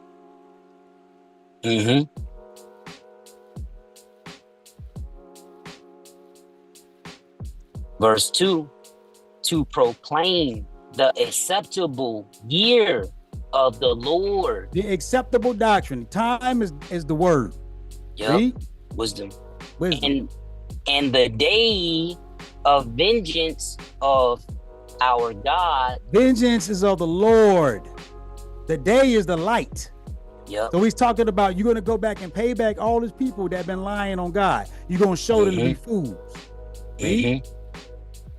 To comfort all that mourn. All you guys that mourn are those who are sad behind this doctrine. Why am I going through this? You trying to find God. You really searching for God, so you're in mourning. Verse 3, to appoint unto them that mourn in Zion. In this doctrine. Read. To give unto them beauty for ashes. The beauty is the doctrine, the word. God's word is beautiful. That's why he said beautiful, counselor, all that stuff. That's what he's teaching you. Read. The oil of joy for mourning. Don't you feel joyous when you got that hate out your heart? Healing. If you got hate in your heart, let it out. Read. The garment of praise for the spirit of heaviness. So a garment of praise is not talking about you putting on your long gown and jumping around with your tambourine. He's talking about the word of praise. The word, his word. Read. The spirit of heaviness. Read. So you're going to drop off that spirit of heaviness. You always, that burden, you always, oh man, I gotta get in, but it's sundown. I just got off work at 9:30 on Friday. I can't buy no food. I gotta go hungry all day Saturday. That's the spirit of heaviness. I gotta hate these people who never did nothing wrong to me, but I hate them because somebody grabbed the Bible and said they're not gonna get the kingdom. All of them are wicked. And that's not true. Everyone. He said everyone. Right. There's not one righteous. But there's righteous ones in the Bible. Read. That they might be called trees of righteousness. Oh, wait a second. The tree of righteousness. I just told y'all the tree was a prophet. But you're reading it and they'll say that's not what that means. It's hermeneutics. Yes. Read. The planting of the Lord. So you're now going to be a sower of a good tiding, of a good doctrine, which is peace. Read. That he might be glorified. Might. Verse 4, and they shall build the old waste. So desolate doctrines. The things that was killed before. Think about this. Love your brother been killed. You don't see that nowhere in this world. You go on YouTube, you go on TikTok, you go on any of these social medias, man's a lover of themselves. All they care about is themselves. And they don't care who they destroy. Heck, we just had people that had death threats on us for teaching you peace. That's desolation. Somebody out here teaching love, the love of God, giving you the true word, the love of God. There's other people out here teaching it, but we're sitting out here teaching you the love of God. That's desolate. Read. They shall rise up. the former desolations, Mm-hmm. and they shall repair the waste cities. Ain't Jerusalem a waste city? Yep. Nobody was teaching it. Right. Yep. Read. The desolations of many generations. We just went over what generations are, so nobody loved it. Yeah, nobody teaching that. But this is what happened. Because remember, we told you what a stranger was, right? So read this. Verse 5. And strangers, those with a strange wisdom, shall stand and feed your flocks. the congregations, the people, the flocks of God is all you under my voice. Or those who come across, you're the flock of God. Whether you hear, you forbear, whether you care, whether you hate me, you are. He still called you to the video. So he said, strangers, those with a strange wisdom, gonna feed the flocks. Read. And the sons of the alien shall be your plowmen. Hold that. We're gonna go get this alien real quick.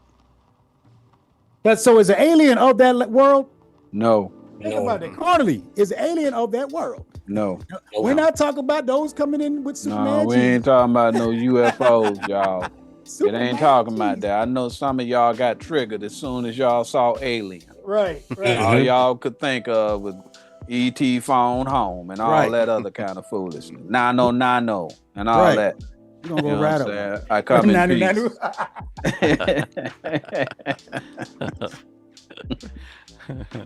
Sorry. Ephesians 2:11. Wherefore, remember that ye being in time past, in that old doctrine you was in, Gentiles in the flesh. So you were a stranger. Yes. Read. Who are called uncircumcision. You're uncircumcised in your was it ear? Uncircumcised in their ears. In your heart. And heart and ear. Heart and ears. Read. Uncircumcised meaning uneducated. Right. By that which is called the circumcision in the flesh made by hands. By their doctrines, right? The flesh. They made up their own doctrines. Read. Verse 12.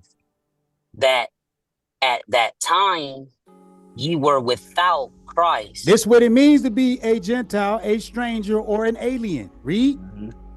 Being aliens from the commonwealth of Israel. Isn't the commonwealth the land compound or the heritage? Word. Yep. That's a compound word. This commonwealth. Wealth means wisdom. Right. Yep.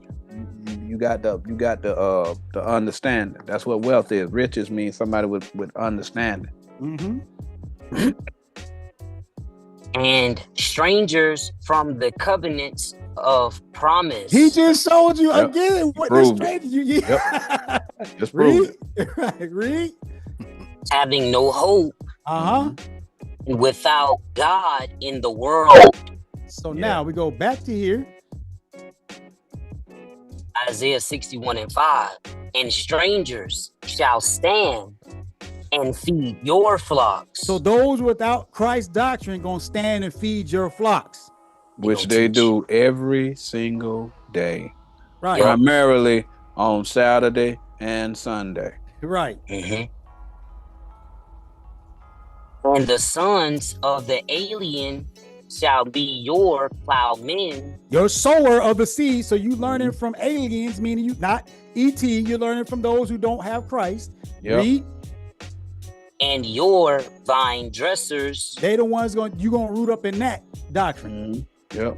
Vine dresser is a prophet. Verse 6. But ye shall be named the priests of the Lord. Men shall call you the ministers of our God. Hold on. There's a one little word in that little phrase he just said that throws everything off. He said men of this world. They're going to call them the ministers of God. Ye shall eat learn the riches. That's that wealth again. Of the Gentiles. And in their glory shall ye boast yourselves. That's why they can come up with all these history books and they trying to be the smartest man in the room. They're lovers of themselves. Yep. That's why he said men shall call. That man, that brother there got the word of God. They can grab you one precept and they'll win you over. See right there, you a slave. See right there, say they can't get the kingdom. But the Bible said a stranger and a Gentile is one that don't have his word. Yep.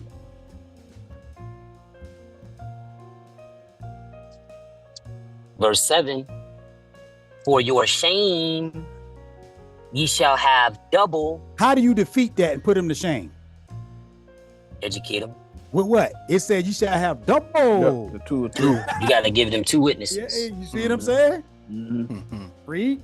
And for confusion, they shall rejoice in their portion. That's why they have these different books, their own doctrine, their hermeneutics and all this foolishness. For their confusion, they're going to just rejoice in that doctrine that they teach. They feeling like they are big, or we got the truth. We the only ones that can teach you the truth. We the home of the truth. All that foolishness. That's why we come out and say we're nobodies, brother. Yep. Read. Therefore, in their land, they shall possess the double. Everlasting joy shall be unto them. In that doctrine. But this is what he said. Verse 8. For I, the Lord, love judgment. Lord said, I love that thing. The 2 or 3 love that thing. Yep. I hate robbery for burnt offering. He hate that you robbing God's people. Yep. You robbing them in wisdom and in their pockets. Yep. You got them looking like bunny ears. Yes. Right. And the burnt offering is they teachings. Yep. Read. And I will direct their work in truth. So we showing you the truth because you're sitting here and you're reading it. Read. And I will make an everlasting covenant with them. Who's the them?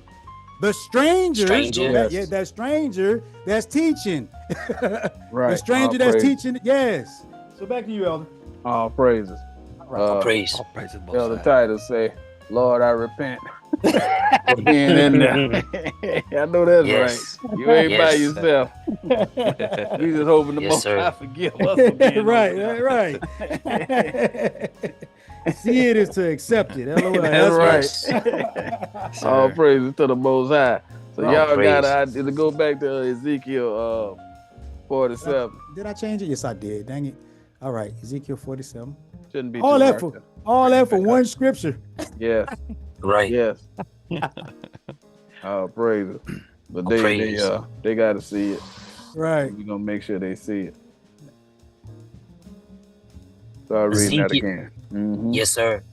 Ezekiel 47 and 22. And it shall come to pass that ye shall divide it by lot for an inheritance unto you. So you're gonna have to rightly divide the word once you start understanding it, right? Read. And to the strangers and the people who got the wrong understanding. Read. That sojourn among you. Sojourn. Notice that Ezekiel uses the word sojourn. Most people don't know what the word means. Many people think it means people that will be captives or slaves of the Israelites after Christ comes to destroy. They see the Bible carnally and can't see that Jesus is the Prince of Peace. Spiritually, sojourn means to study. Right. These racist camps and churches teach literal and not spiritual. There are people of all races that are sojourning with Israel that are in this congregation. Oh, praise. Prophecy states they will learn the correct doctrine from a prophet. They have to follow the doctrine of Christ, which is to love thy neighbor. So let's go on ahead and see what it's talking about whenever it's talking about sojourning. Go to Genesis 19 and 1.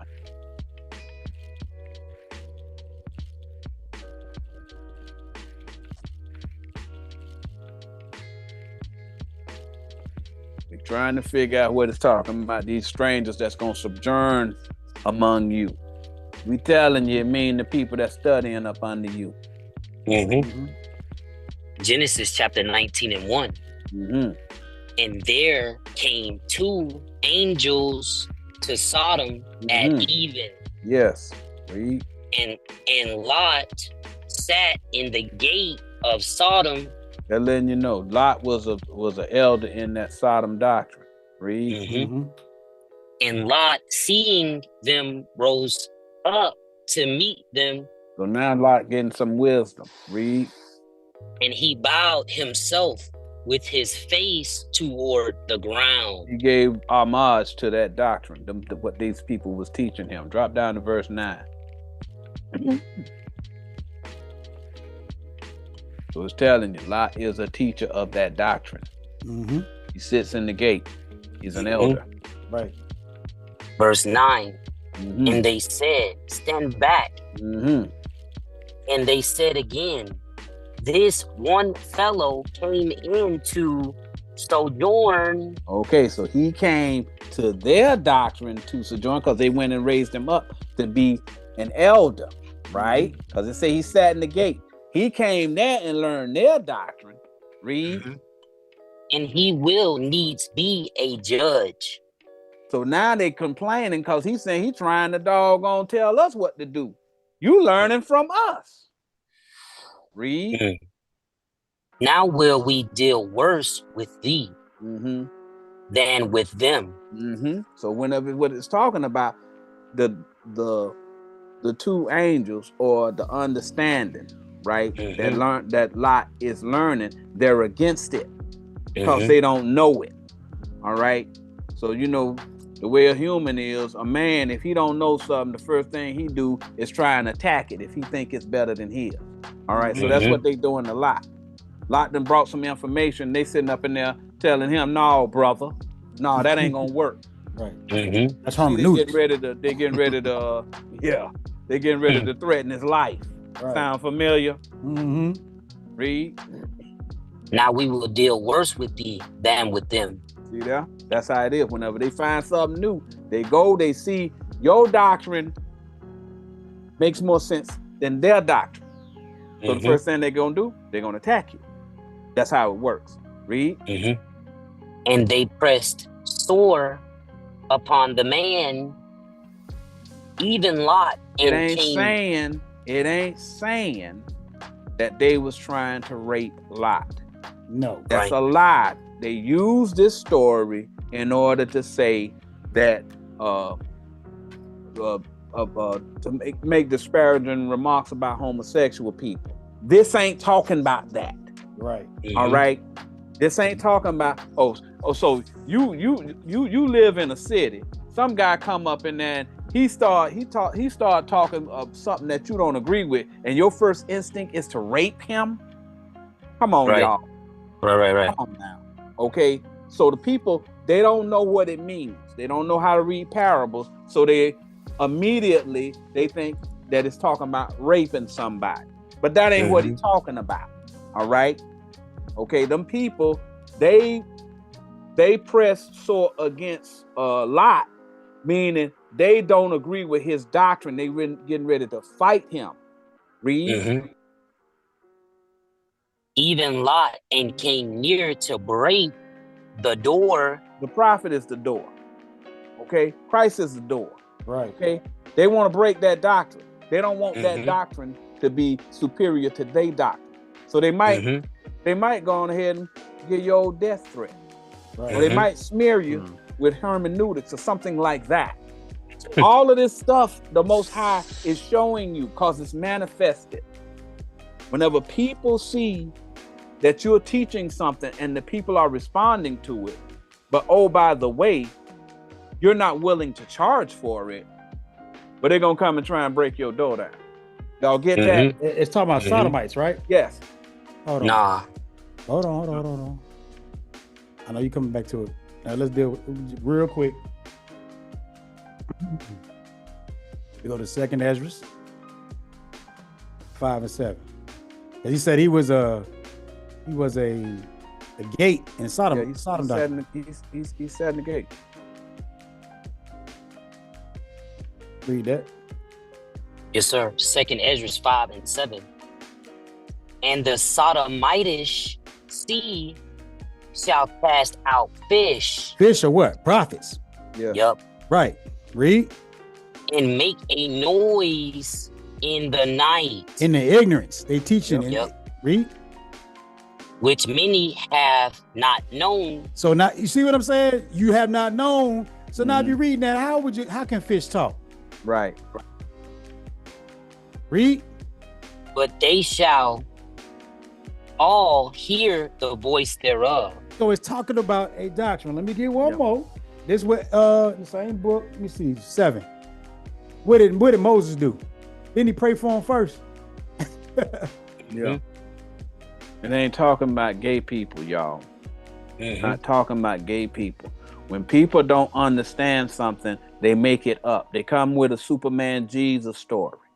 Right. Now everybody's sitting up in here thinking all of the people in Sodom was gay. The Sodom mean gay. And they don't mean, again, here you go. They wrote this stuff way before man came along and he put something in a category. Well, I don't know what it means, but what I get out of it is they trying to rape somebody. But they don't see the book within the book. That ain't what it's talking about. That's not what it's talking about. I'm not telling anybody how to live their life, whatever. That's not what we saying. We're telling you that ain't talking about gay sex. That's not what it's talking about. Right. 2nd Ezra 7 and 34.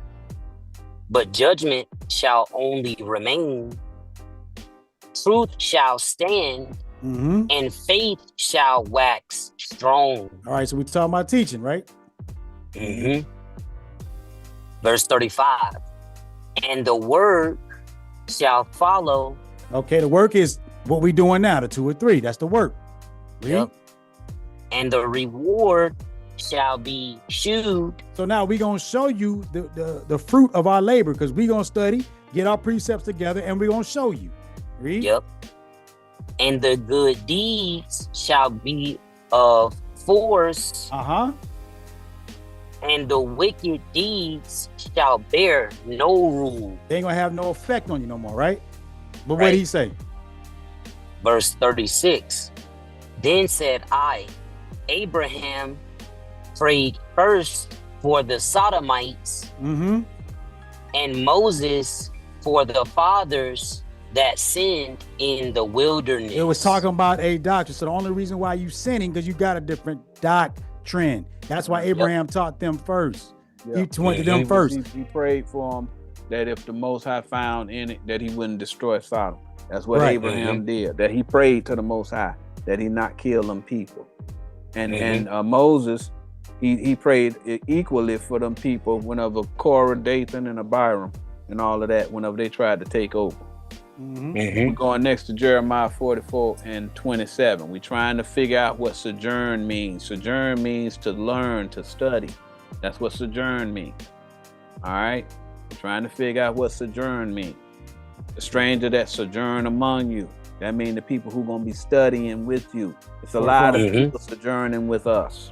44 and what? 44 and 27. Sojourn means to learn. Jeremiah chapter 44 and verse 27. Behold, I will watch over them for evil and not for good. That's what's going to happen, read. And all the men of Judah that are in the land of Egypt shall be consumed by the sword. The sword is not talking about somebody going to get killed. No. Physically. He's talking about Braveheart. No. He talking about them people, they doctrine gonna be destroyed, all right, by a superior doctrine. The sword is the word. Read. And by the famine. Famine mean they ain't gonna have no understanding. That's what famine talking about.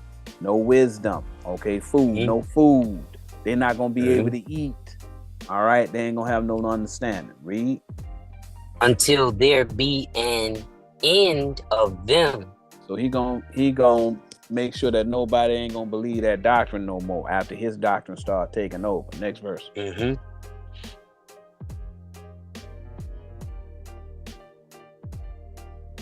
Verse 28.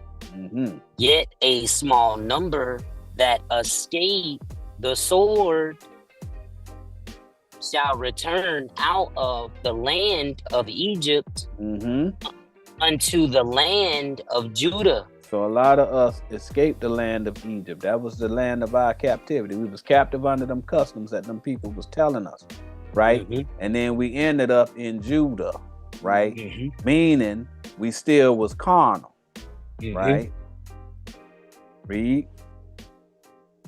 And all the remnant of Judah that are gone into the land of Egypt to sojourn there. Yeah, we went into the land, doctrine of Egypt, and we learned it. Read. Shall know whose words shall stand. So, but we learn now whose word stands, which is the Most High's word, because we learning it. Okay, read. Mine or theirs. You say you're gonna pick either his word or their word. Go to Genesis 12 and 10. I'm trying to get you to understand what sojourn means. All right. Sojourn means to learn or to study under somebody. These strangers gonna sojourn among you, meaning they gonna learn your doctrine. You're gonna teach them the doctrine. That's the job of Israel, y'all. Read that.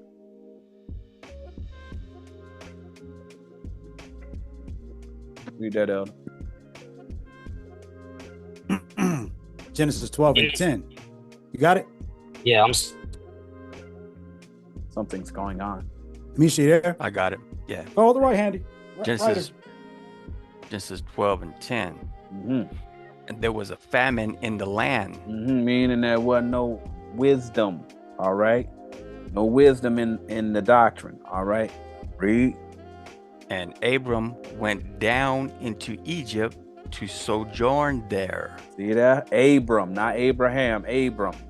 All right, we all the Most High in Wisdom of Solomon, he tell you that's how all prophets become kings. All right, they born, they start off as carnal in them swaddling clothes and all that other stuff, and then they get circumcised on the 8th day. All right, read. He went to Egypt to sojourn there. We all had to learn that carnal doctrine first. Read. We didn't have to go to the country Egypt. No, sir. No, sir. None of us are there. Hold that. Don't take too long now. No. It's not. I promise you. Now, we're talking about the land and all that, Egypt and all that. Okay. They always bring this up. I'm going to show y'all something. Read.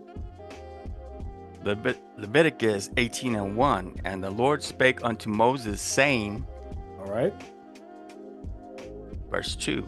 Speak unto the children of Israel, and say unto them, I am the Lord your God. Verse 3.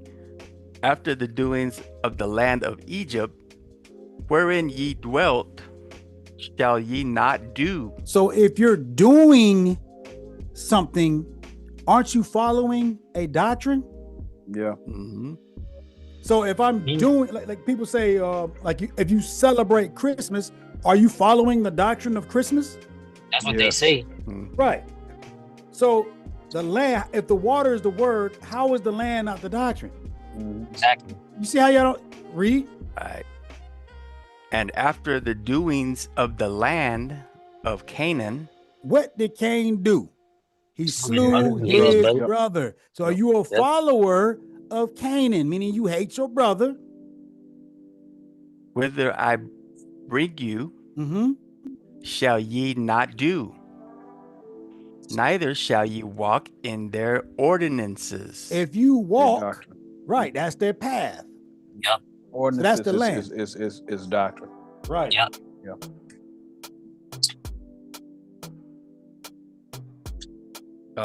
Genesis 12 and 10. And there was a famine in the land.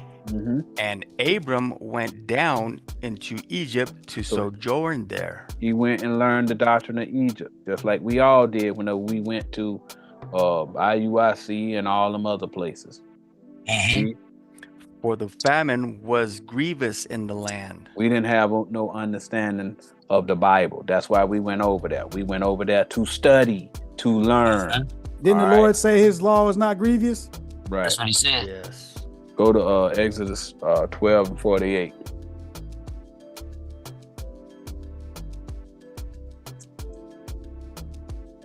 When it's talking about sojourning, it's talking about learning under somebody, studying under somebody.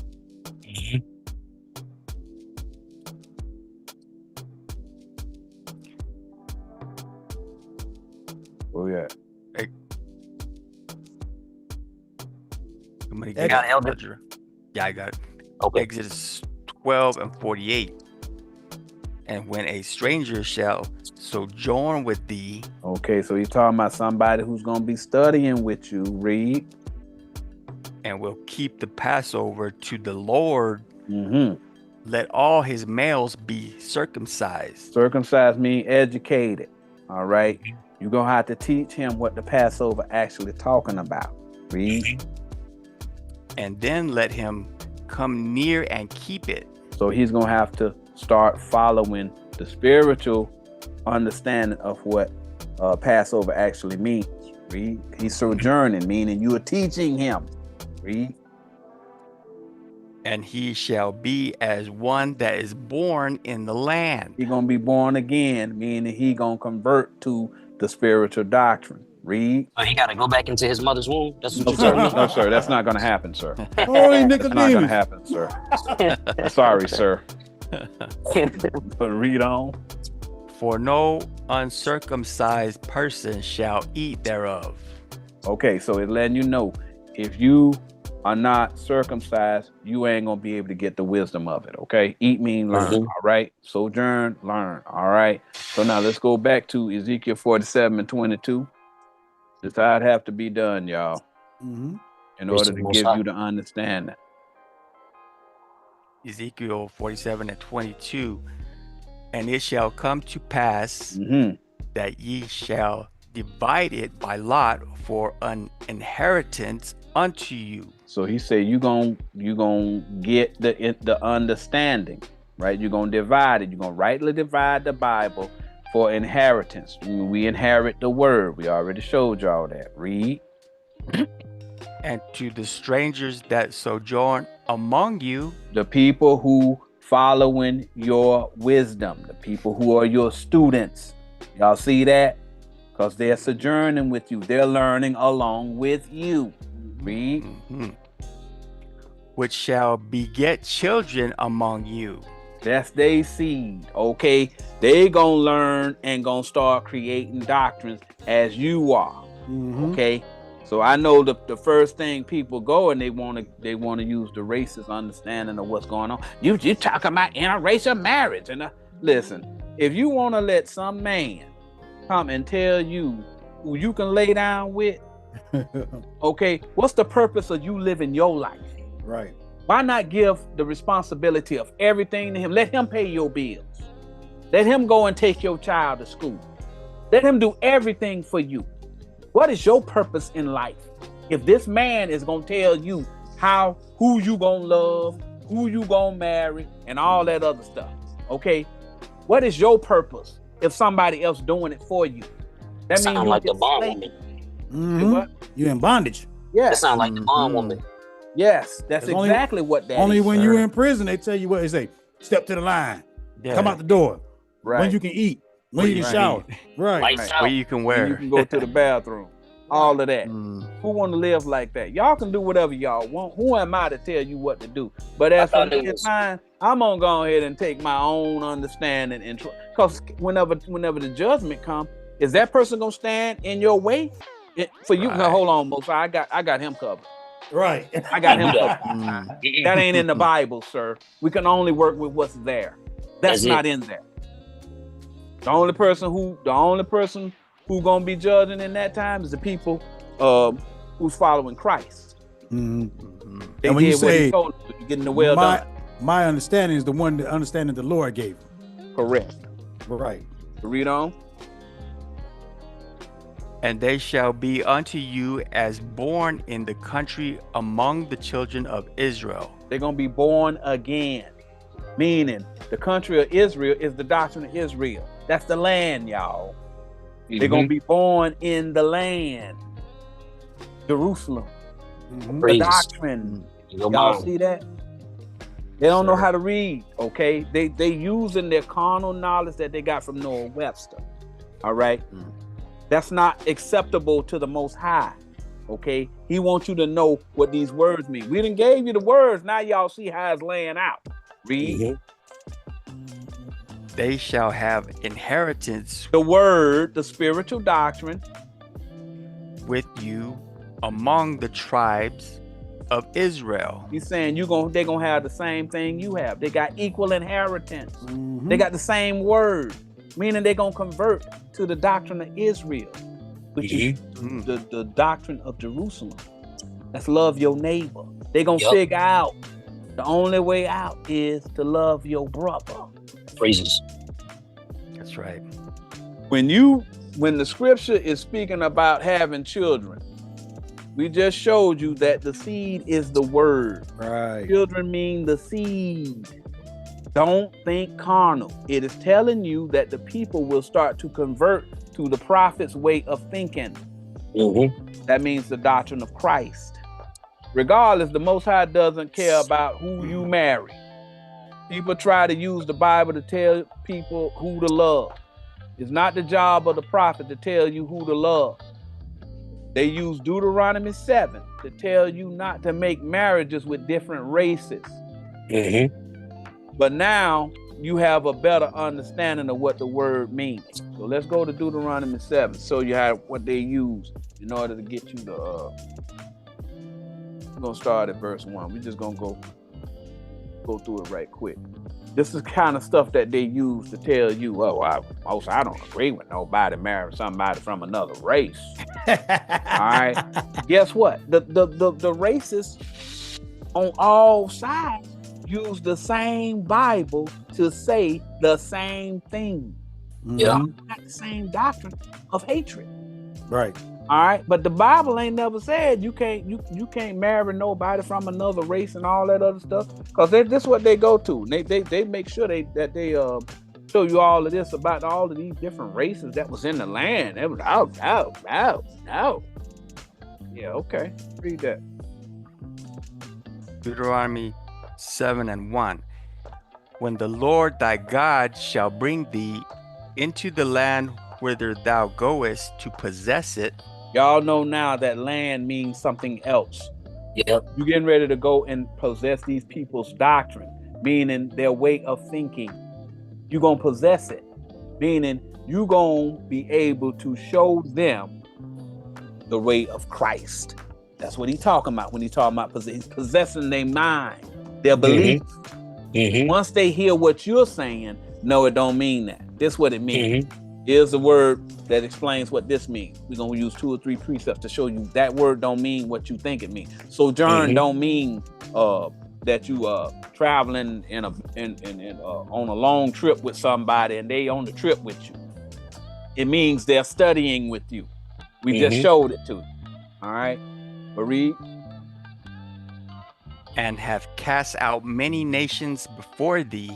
The Most High cast out all of these different nations. He just cast out a nation that made a death threat against us. So now those people have been painted as people who hate their brother. Right. Yep. Way back in the day, there was this guy. He had a group, right? And they ended up having some people who went and turned to the police against them. And they ended up killing them people, right? They put the man who was the leader of them in jail, right? He later got sick and died, right? But they still got his organization teaching to this day.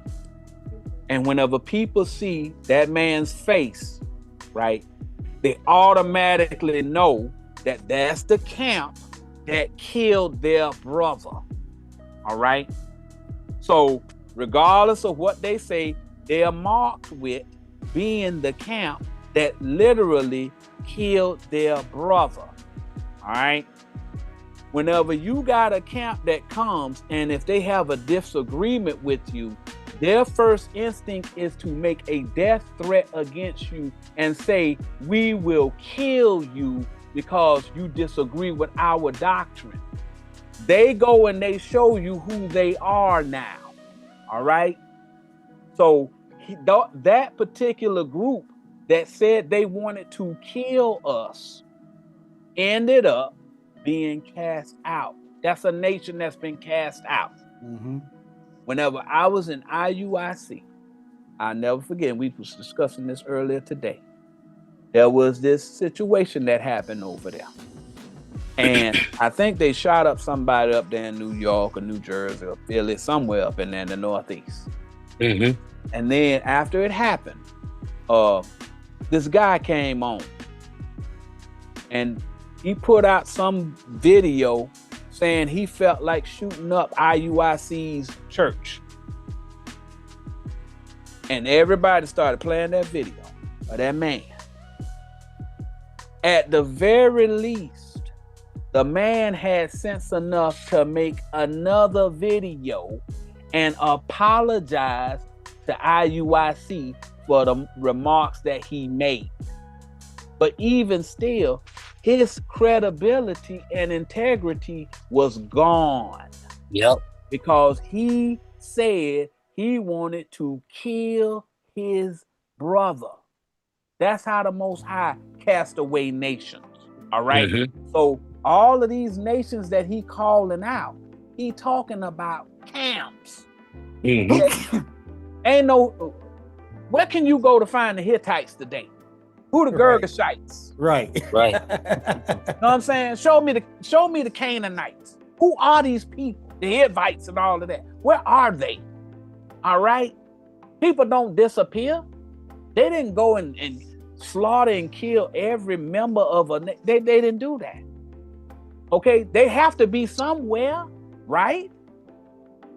So whenever y'all see the Bible, y'all need to read the Bible according to what the parable is telling you. This is a similitude of today. We've come up against many nations. People have said things about us, and we come in there and we start showing them what it really means. And the people start seeing what we saying. And them thrones get cast down. You're going to have your dead elders who going to stick with them people, but everybody see it now. Because we telling a different story. We telling what the parables mean. The people can't solve the parables. All right. So whenever you do that, whenever you are able to do them word problems, folks sit there and say, "Whoa, they make it look so simple." They don't do the read and repeat. No, they don't do that read and repeat. We don't do that.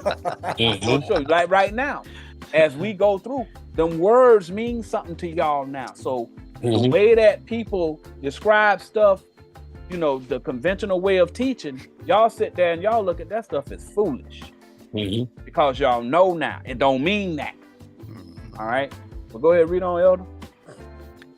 The Hittites and the Girgashites and the Amorites and the Canaanites and the Perizzites and the Hivites. Yes. And the Jebusites. Yes. 7 nations greater and mightier than thou. We got we one of the smallest groups on the internet. Remnant. Notice he say 7 nations, meaning it don't matter how many of them it is. 7 mean completion. All right. So until this doctrine began to be preached, the world believed in many religions. Those are what these names mean. Name means doctrine. All right. Yep. Many doctrines that this doctrine has overthrown. Now they are possessed by us because we can explain the Bible better than they can. That's what that's telling you. All right. Go to the next verse.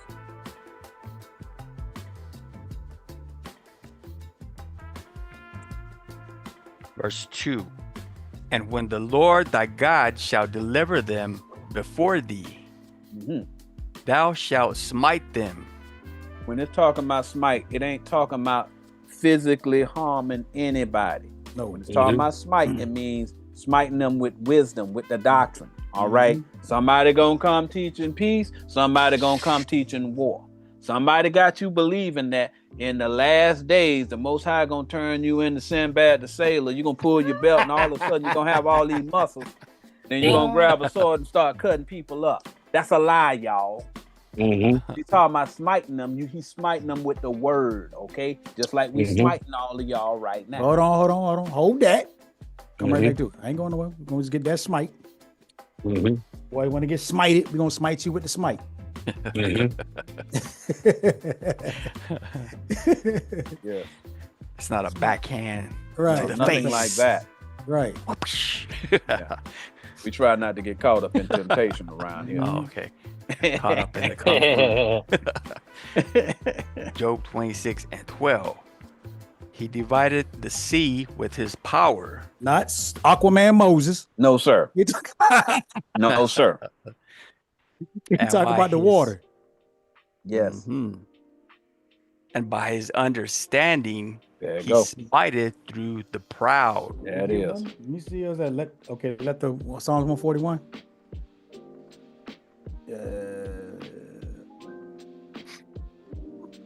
I got 3 of them. The last one, if you can go look it up, is Proverbs 19:25. We're gonna go to Psalms 141 and 5.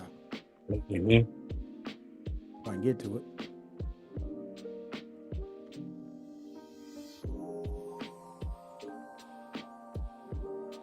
Proverbs 141 and 5. Let the righteous smite me. It shall be a kindness. And let him reprove me. Right there, correct me. It shall be an excellent oil, which shall not break my head. See that? You're not gonna be heartbroken. Yes. Right. It ain't physically. He's saying it ain't gonna physically break him. See that? The smiting that he talking about ain't physical. No. For yet my prayer also shall be in their calamities. That calamities, that doctrine that they teaching over there, that wickedness they teaching. Can I add something to this, Elder, real quick? Absolutely. In Matthew 22, he said that he hang all the law on 2 commandments. Elder Steppen just said that people use the scripture in Deuteronomy about making marriages. They take that to mean like rape, like they use that as saying you can't marry between races, right? But that's why I say it's 2 commandments. Yeah. One is to fear God, and the second is like the first one, because people use that scripture, not just so-called Hebrew Israelites. A lot of people use that scripture to justify, use God to say, well, God said we're supposed to do this. That's why he said the love of neighbor, because you won't use God once you come to him through Christ, who is found in the midst of the 2 or 3. You won't use God name in vain and say, well, God said we can't marry between nations. That's hating your brother. Correct. Go ahead, Elder. Deuteronomy 7:2. And when the Lord thy God shall deliver them before thee, thou shalt smite them. Meaning we gonna educate them. Read. And utterly destroy them. We gonna destroy the belief system that they had before once they get this wisdom. Read.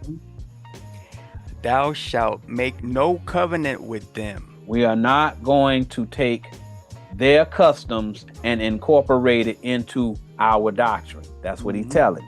All right. Read. Nor show mercy unto them. We're not gonna make any exceptions. All right. That's what that's saying. Don't get it twisted. All right. We spent the better part of 5 years destroying the belief in all other doctrines to the point where people are now demanding proof from the prophets. All right. We showed no mercy even in the midst of death threats. All right. Effective persons. And if you want to know how we do it, Isaiah 58:1 and Ezekiel 3:17 through 19. We the watchmen. All right. Drop to verse 3. Go to verse 3. Verse 3. Neither shalt thou make marriages with them. Go to 2 Corinthians 11. Bring it. I knew you. I got you. Yeah. Yeah. Just so you know. When it's talking about marrying, it ain't talking about actually physically man walking a woman down the aisle and then she meet her mate at the end of the walk and then they exchange rings. That ain't what that's talking about. All right. This is the marriage he's talking about. All right. Read that. 2 Corinthians 11 and 2. Mm-hmm. For I am jealous over you with godly jealousy. This is Paul talking.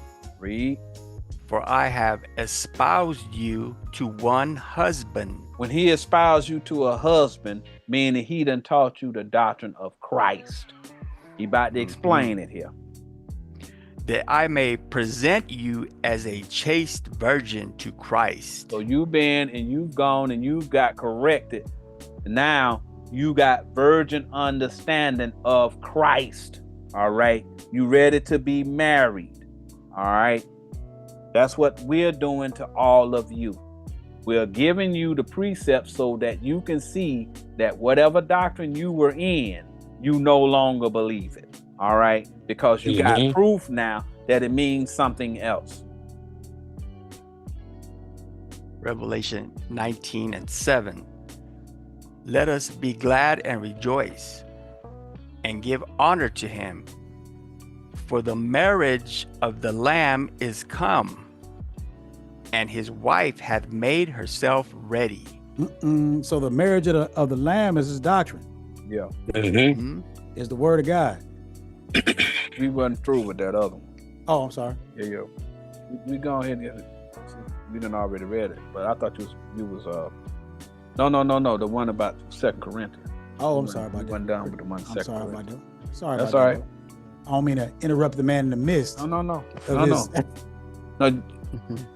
Just go ahead and get the one from Revelation. Go ahead and finish it. We just gonna go back to 2 Corinthians.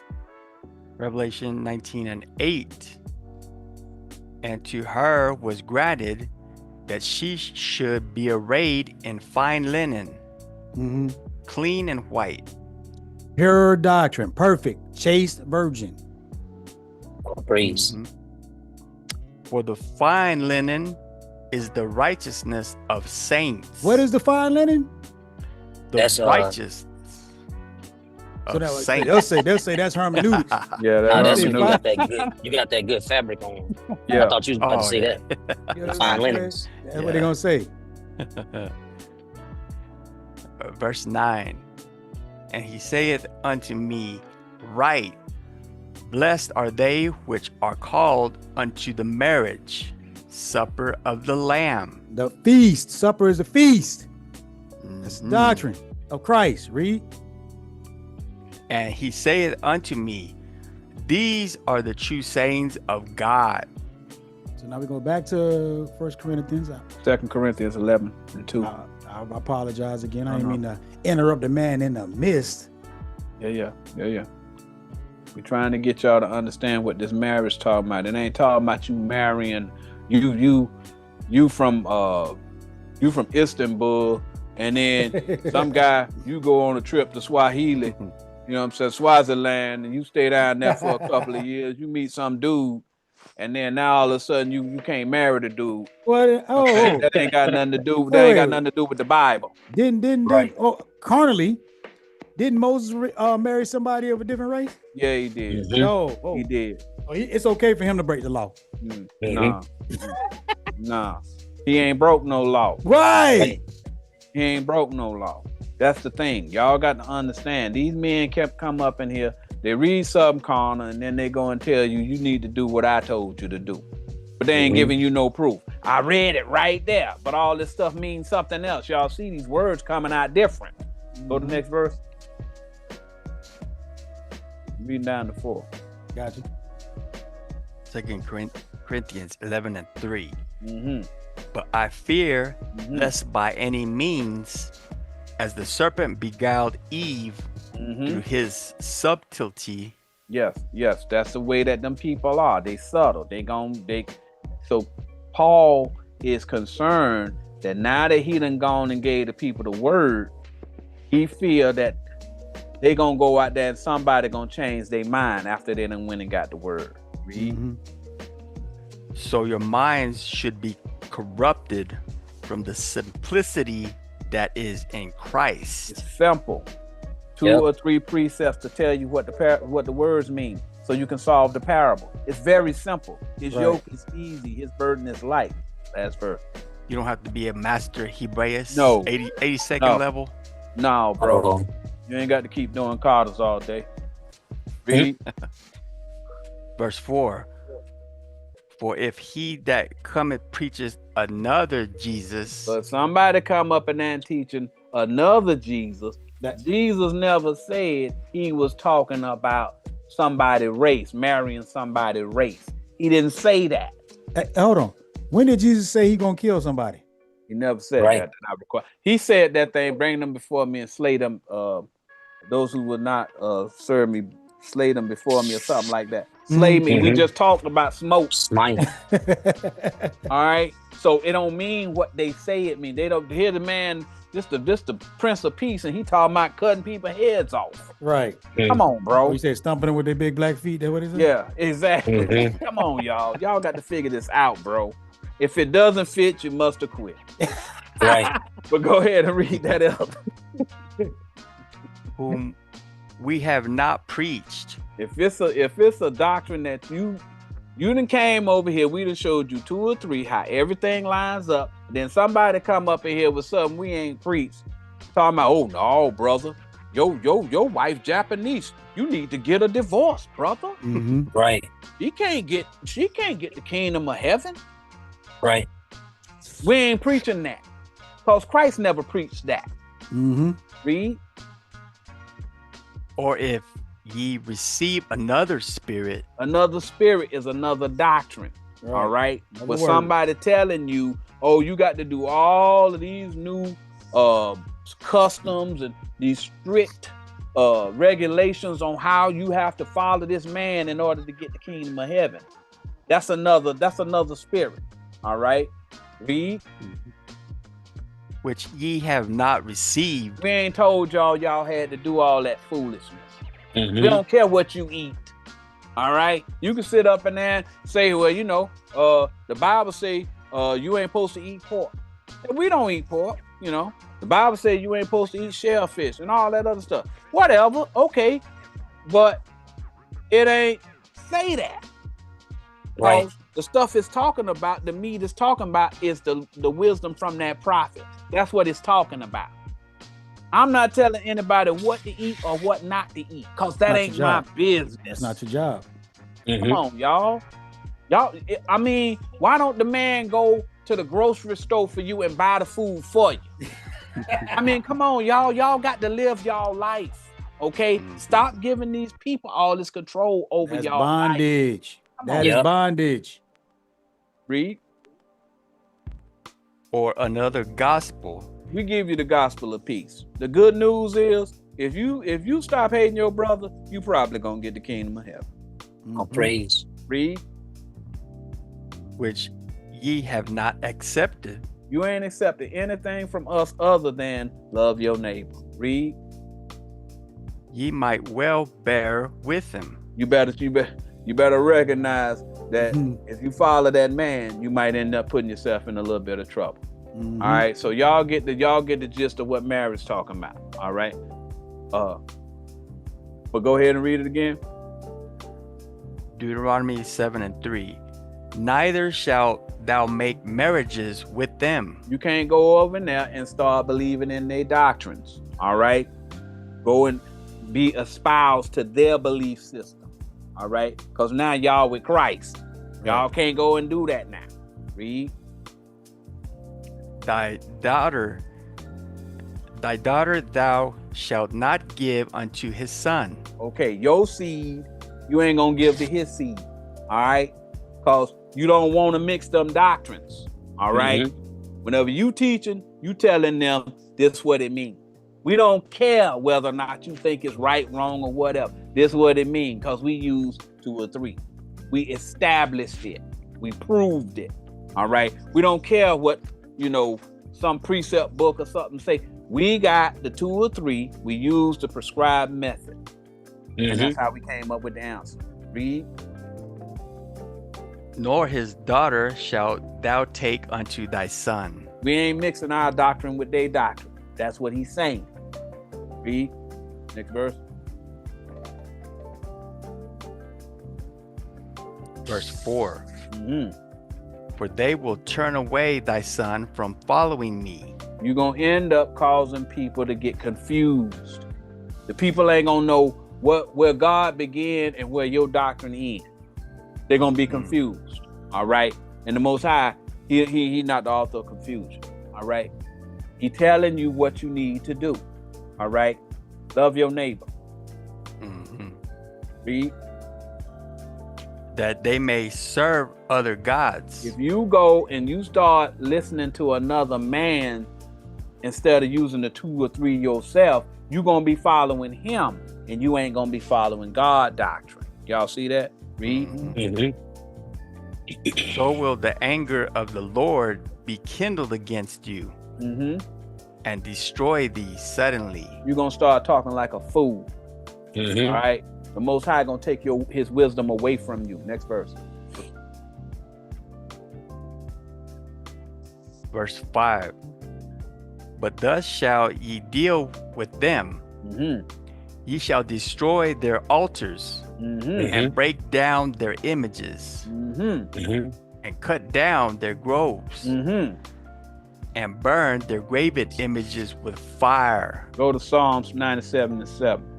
Whenever it's talking about images, it's talking about the men's doctrines. All right. Images and idols and all that other stuff is talking about men's doctrines. All right.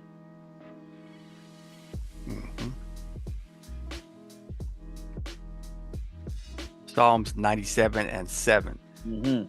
Confounded be all they that serve graven images. So when you serving another man's doctrine, all right, read. That boast themselves of idols. So they boast themselves of idols. So it's, you confound it whenever you believe in what they say. Read.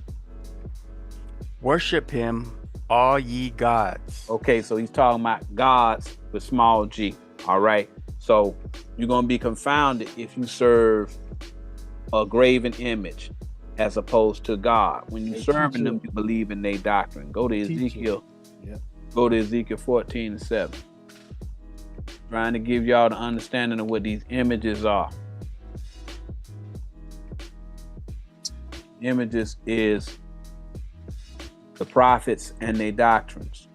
That's who y'all worshiping whenever y'all following these prophets who don't use 2 or 3 to explain what the words mean.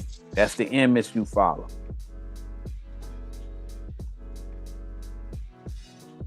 Ezekiel 14:7. For every one of the house of Israel, or of the stranger that sojourneth in Israel. So we talking about the people who follow the spiritual doctrine. Read.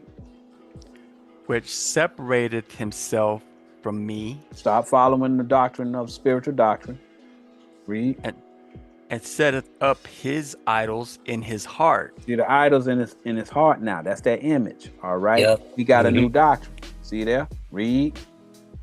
And putteth the stumbling block of his iniquity before his face. It's sin. It's sin. Sin is the carnal belief. All right. When it's talking about sin, it's talking about carnal belief. You can go to Romans 8:1-7 and 1 Corinthians 15:50-56. Read. And cometh to a prophet to inquire of him concerning me. So now you done went and you done got your own doctrine. Now you coming to the Most High prophet regarding this lie that you telling. Read. I, the Lord, will answer him by myself. That's right. Whenever you go on ahead and you go to that prophet, he gonna correct you. All right. 1 Samuel 15:3. Trying to let y'all know what these idols and these images are. That's what he talking about. Idols and images, talking about prophets, doctrines. All right. And Elder Misha, I got your back whenever you need a break. All right, bro. Tagging Yes, out. sir. Yeah. 1 Samuel 15:3. Now go and smite Amalek and utterly destroy all that they have. So whenever it says smite Amalek, he's not telling Saul to kill them physically. We just said It doesn't sound very kind. No, not at all.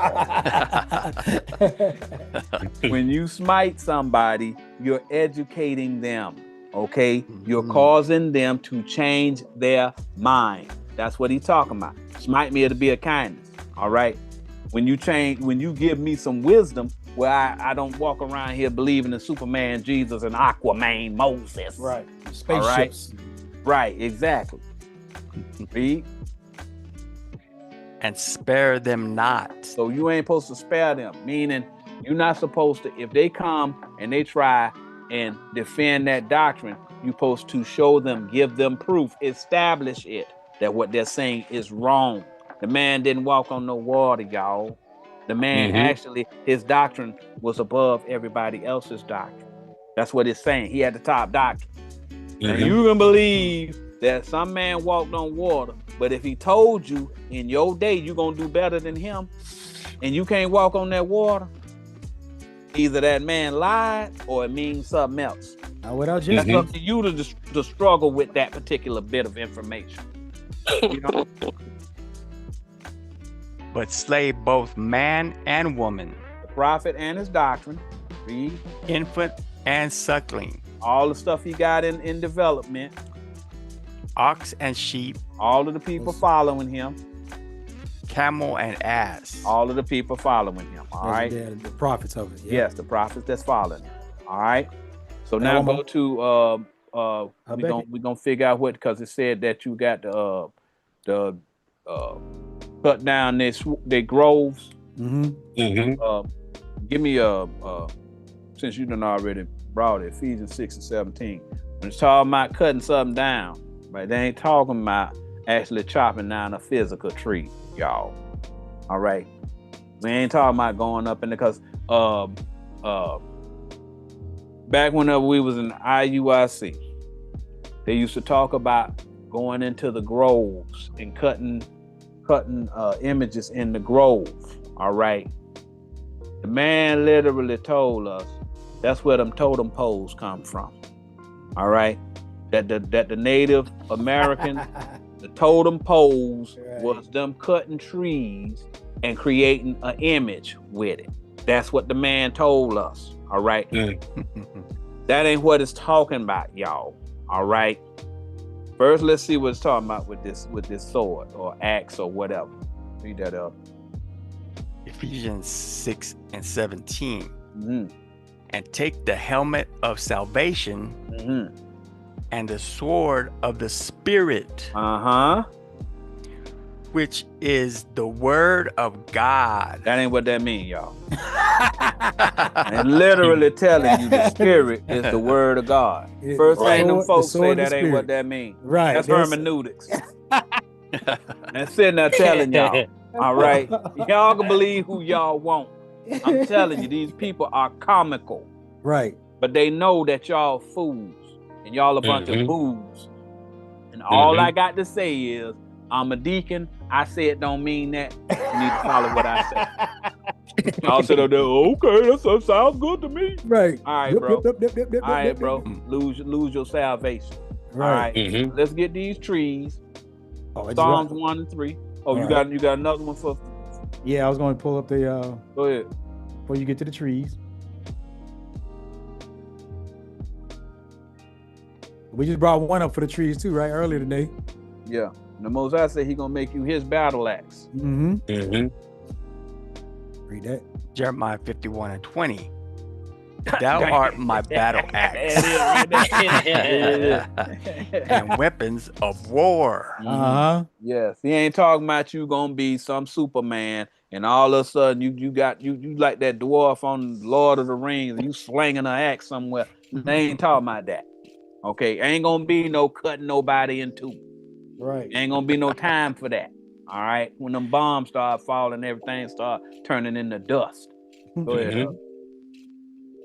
For with thee will I break in pieces the nations, and with thee will I destroy kingdoms. One more before you get to the you already there. And then you got Verse. Hold on. Right there. Yeah. 2 Corinthians 10:4. For the weapons of our warfare are not carnal, but mighty through God to the pulling down of strongholds. All right, back to you. Which one you need? Y'all caught in them strongholds. Y'all believe all these lies these people telling. And it ain't gonna be like that. Go to Psalms 1 and 3 so we can get these trees. We have to do it this way, or else y'all think the Most High say it's a sin to marry somebody out of another race. He ain't say that. That's what your prophet told you. But the Most High didn't say that. All right. Y'all can believe whatever y'all want. We just showing it to you. We proving it. All right. Deuteronomy 7 is not talking about what they say it's talking about. Read that up. Psalms 1 and 3. And he shall be like a tree planted by the rivers of water. He gonna be like a tree. He telling you a tree is a man. All right. Go to Hosea 14 and 8. He's talking about a tree. He's talking about cutting down their groves. He's talking about them prophets. You're gonna correct them. Weapons of our warfare are not carnal. He ain't talking about going over there and trying to kill no prophet. That's why when a prophet put a death threat on another prophet, that lets you know he's not of God. Okay? If a prophet makes a death threat against another prophet, his brother, he's not of God. It's just that simple. No, verse 8. Verse 8. Oh, I'm sorry, pardon me.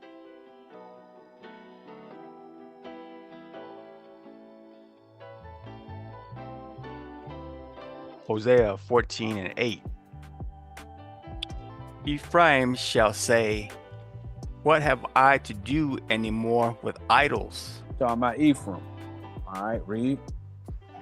I have heard him and observed him. I am like a green fir tree. Just compare Ephraim to a green fir tree. Y'all see that? Read. From me is thy fruit found. See that? Okay, fruit is wisdom. All right. Now we're going to talk about that fire. Go to James 3 and 5. This is the stuff that you're going to have to do to them. All right. It's the work. You're going to be correcting their doctrines. That's all he's saying in Deuteronomy 7 and 5. He ain't talking about you physically marrying nobody else. He's saying you're going to go and you're going to correct the doctrines of these idols. All right. Read that, Elder. James 3 and 5. Even so, the tongue is a little member. Talking about the tongue. All right, read. And boasteth great things. Read. Behold, how great a matter a little fire kindleth. He's saying the tongue kindles fire. So when it's talking about fire, it's talking about the word. Next verse. Verse 6. And the tongue is a fire. When he talking about fire, he talking about words. Read. A world of iniquity. It's a lot of carnal in them words that's out there now. So is the tongue among our members. Yes. So that whenever you have to be real careful what you teach, because it's easy to go and teach somebody something and you telling them a lie. Read. That it defileth the whole body. So if you teach them wrong, everybody in the congregation teaches that same lie. Y'all see that? Read.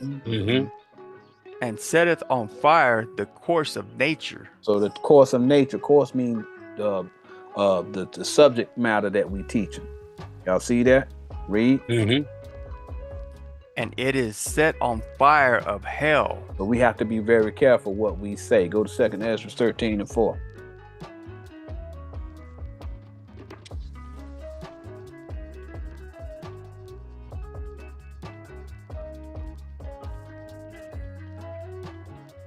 2 Esdras 13:4. And whensoever the voice went out of his mouth, all they burned that heard his voice, like as the earth faileth when it feeleth the fire. So fire came out of his mouth, his voice. That's the fire, all right? So when it's talking about in Deuteronomy 7:5, when it's talking about that fire, it's talking about the word, okay? You're gonna destroy their images, all right, with fire, all right? The words that we teaching are destroying the people's belief in their doctrine.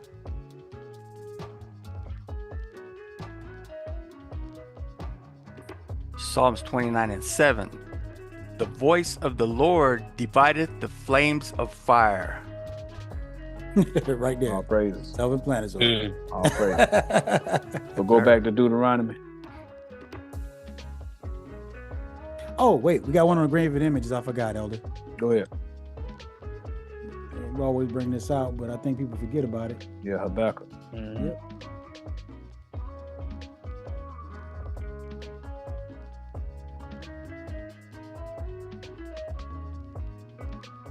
Habakkuk 2:18. What profiteth the graven image that the maker thereof hath graven it? When you're graving it, you're teaching it. You creating it.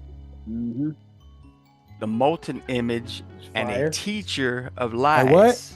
A what? A teacher of lies. Yep. Is a teacher a noun or a verb?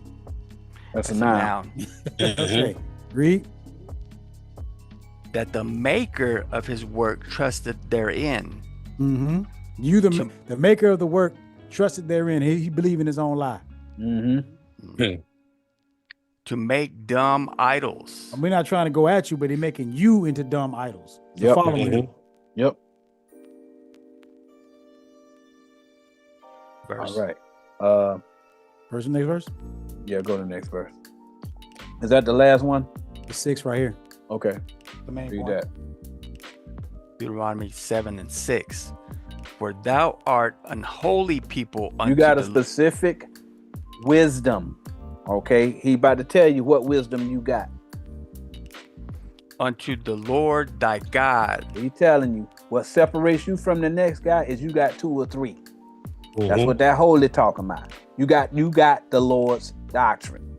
All right. You got the wisdom. Read. The Lord thy God hath chosen thee to be You are chosen of the Most High. Everybody that's listening, the Most High intends to redeem you, regardless of who you are. You, his people. You are chosen of the Most High. Read. chosen thee to be a special people unto himself. Again, so now the first thing people say, this is talking about the carnal seed of Abraham. Listen, we explained to you what the seed is. The seed is the word. The people who have his doctrine are the special people unto him. All right, we proved it. When it says seed, we showed you the seed is the word. Okay, it ain't talking about the carnal seed of Jacob. Nothing carnal. The Most High Spirit. You got to worship Him in spirit and truth. You got to decipher what that parable talking about. It ain't talking about just the blacks, Hispanics, and Native Americans as they teach over that IUIC and all these other camps. It ain't talking about that. It's talking about the people that have the doctrine of Christ, which is to use 2 or 3 precepts to prove or establish what the words mean. Read. Above all people that are upon the face of the earth. The earth is carnal. Right. Earth. You're above them. Right. Because you speak the spirit. We read earlier Galatians 4:26. Jerusalem, which is above, is free. That means it's spiritual. It's above that face of the earth. All right. You above those people. Your doctrine is superior to them. Just like Christ was above that water. That's why he was walking on that water. He was above. Water means doctrine. what is it? Ephesians 5:26. Water means doctrine. Okay, if he's walking on their water, that means his doctrine is above theirs. Feet means doctrine.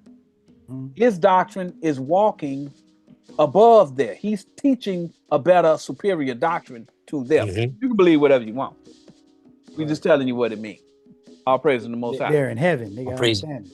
Yeah. Now you see that the Most High is not talking about marrying a physical person of another race, but marrying a doctrine different than his. These people use the scriptures to bring division. Many people feel that due to the history of slavery, that gives them the justification to hate the descendants of the slave masters, simply because of their race.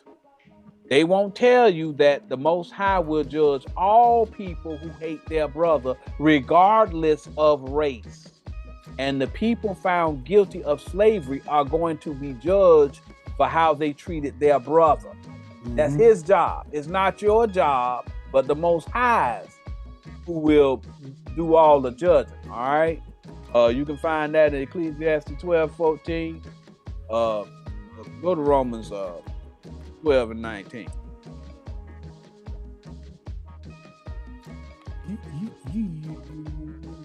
You ain't got the right to judge nobody. When the Most High say judge for you, judge me and teach. Rock 10:1. He talking about judging to you, he talking about teaching. He gonna do the judging though. Read that, Elder. Romans 12:19. Dearly beloved, avenge not yourselves, but rather give place unto wrath. He's saying you ain't supposed to go and take vengeance on your own. Read. For it is written, vengeance is mine. I will repay, saith the Lord. That means it's his job. All right. He the one who's the judge, not you. Go to Ezekiel 18:20. There's a lot of people sitting up in here getting caught up in this lust of hate because of something that happened a long time ago. So, but it didn't even happen to you. Yeah, some people still alive dealt with Jim Crow. Okay, but what you're going through is nothing like what our forefathers went through. A lot of people fought and they wrote a lot of laws to overcome a lot of the stuff that was done.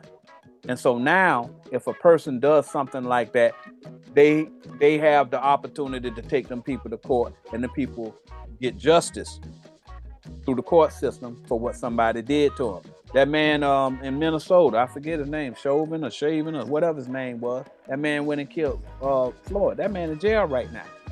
He in jail right now. It's just the way it is. So back in the day, they was hanging up, stringing up black men all over the nation. Wasn't nobody going to jail. Okay, so things have changed now. We're not saying everything is perfect. No, that's not what we're saying. But the Most High, he's allowing those people to be judged now. Because whenever they do that, they go to jail. Does it happen 100% of the time? No. Okay, but at the end of the day, there's a mechanism in place to get justice for people. Read that, Elder. Ezekiel 18:20. The soul that sinneth, it shall die. The Most High letting you know, whoever sinned, he gonna judge them. Right? Read. The son shall not bear the iniquity of the father. But you can't blame the descendant of that man for what his father did. Right. You can't do that. That's in there. Right. He telling you. He say, hey, look, I don't know. You might have to, take some kind of pills or something, or go in there and fix you a smoothie, or, whatever you got to do. But you need to move on from that. Because that's my job. I don't need you doing my job. Right. Whatever his daddy did, I got his daddy, and his daddy punished for that. But you ain't gonna go up in here and just go and smear this man and treat this man or this woman like garbage because of what their father did. Now, if they go and take the doctrine of their father and they start doing it, then now you got a situation where you got the right to hold them accountable. Okay?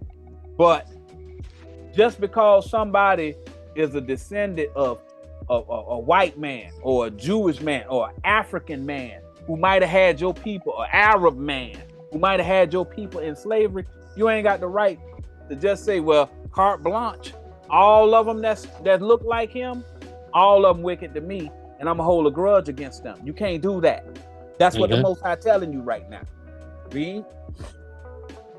Neither shall the father bear the iniquity of the son. He's telling you, each individual is going to get judged for their own behavior. Okay? You can't blame somebody else for something that somebody did to you. You can't do that. Read. The righteousness of the righteous shall be upon him. So he gonna judge the righteous righteously. Read. And the wickedness of the wicked shall be upon him. He gonna judge all the wicked people for their wickedness. That's it. All right.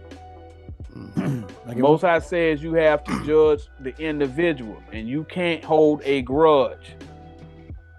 That flesh and blood will not enter in the kingdom of heaven.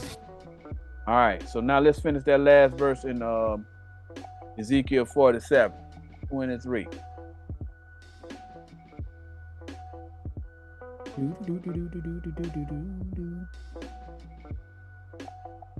So awesome.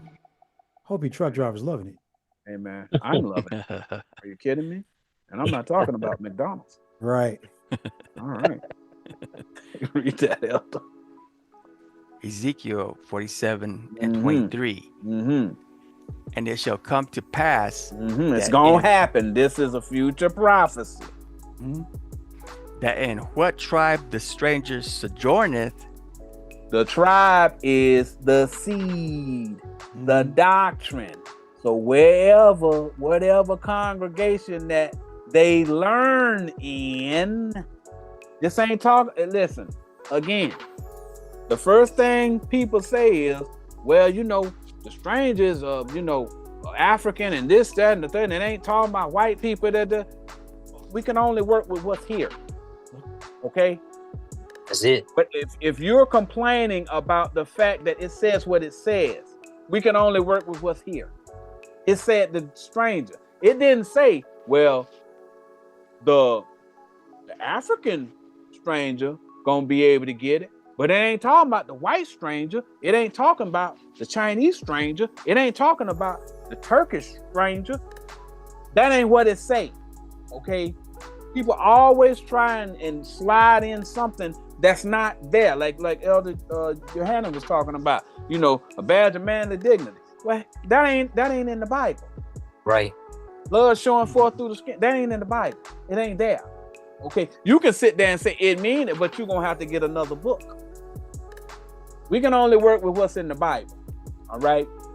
So now y'all know what tribe mean, and y'all know what stranger mean, and y'all know what sojourn mean. So it's letting you know the people that's in your congregation, depending on which congregation they in, read.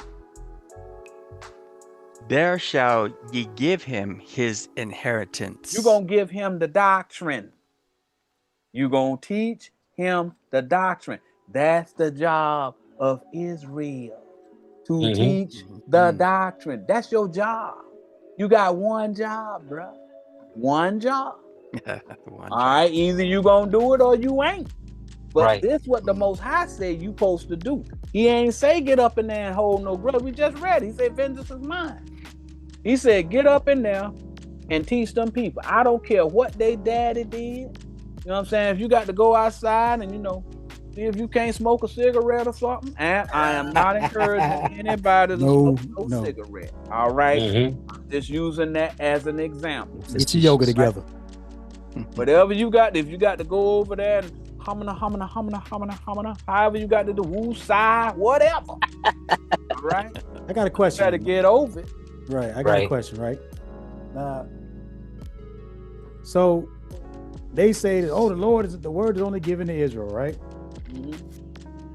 So we just read several times that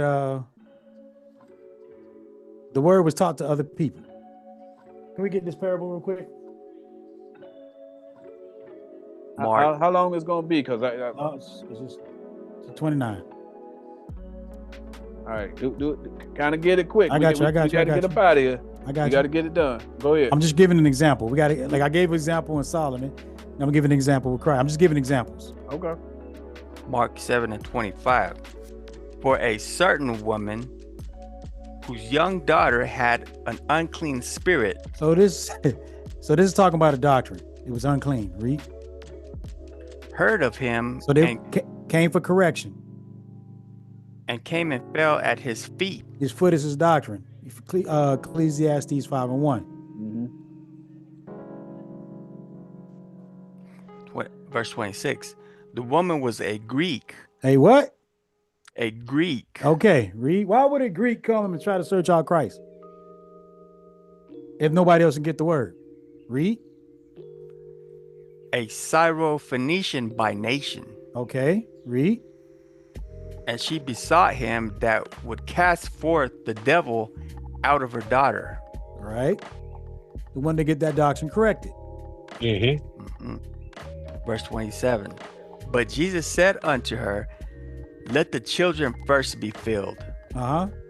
For it is not meet to take the children's bread. The children's bread is the ones that's following his doctrine. That's what we're teaching right now. Like, put it like this. We sitting here teaching something and somebody will come in and ask a question in the chat. So we trying to teach you something first. Let them be filled first of what we teach you. Yeah. Then, you know what I'm saying? Don't take this away from them. Don't distract them. Read. And to cast it unto the dogs. So what's to the dogs? It's prophets. That don't bark. Right. We see all bark, no bite. Yeah.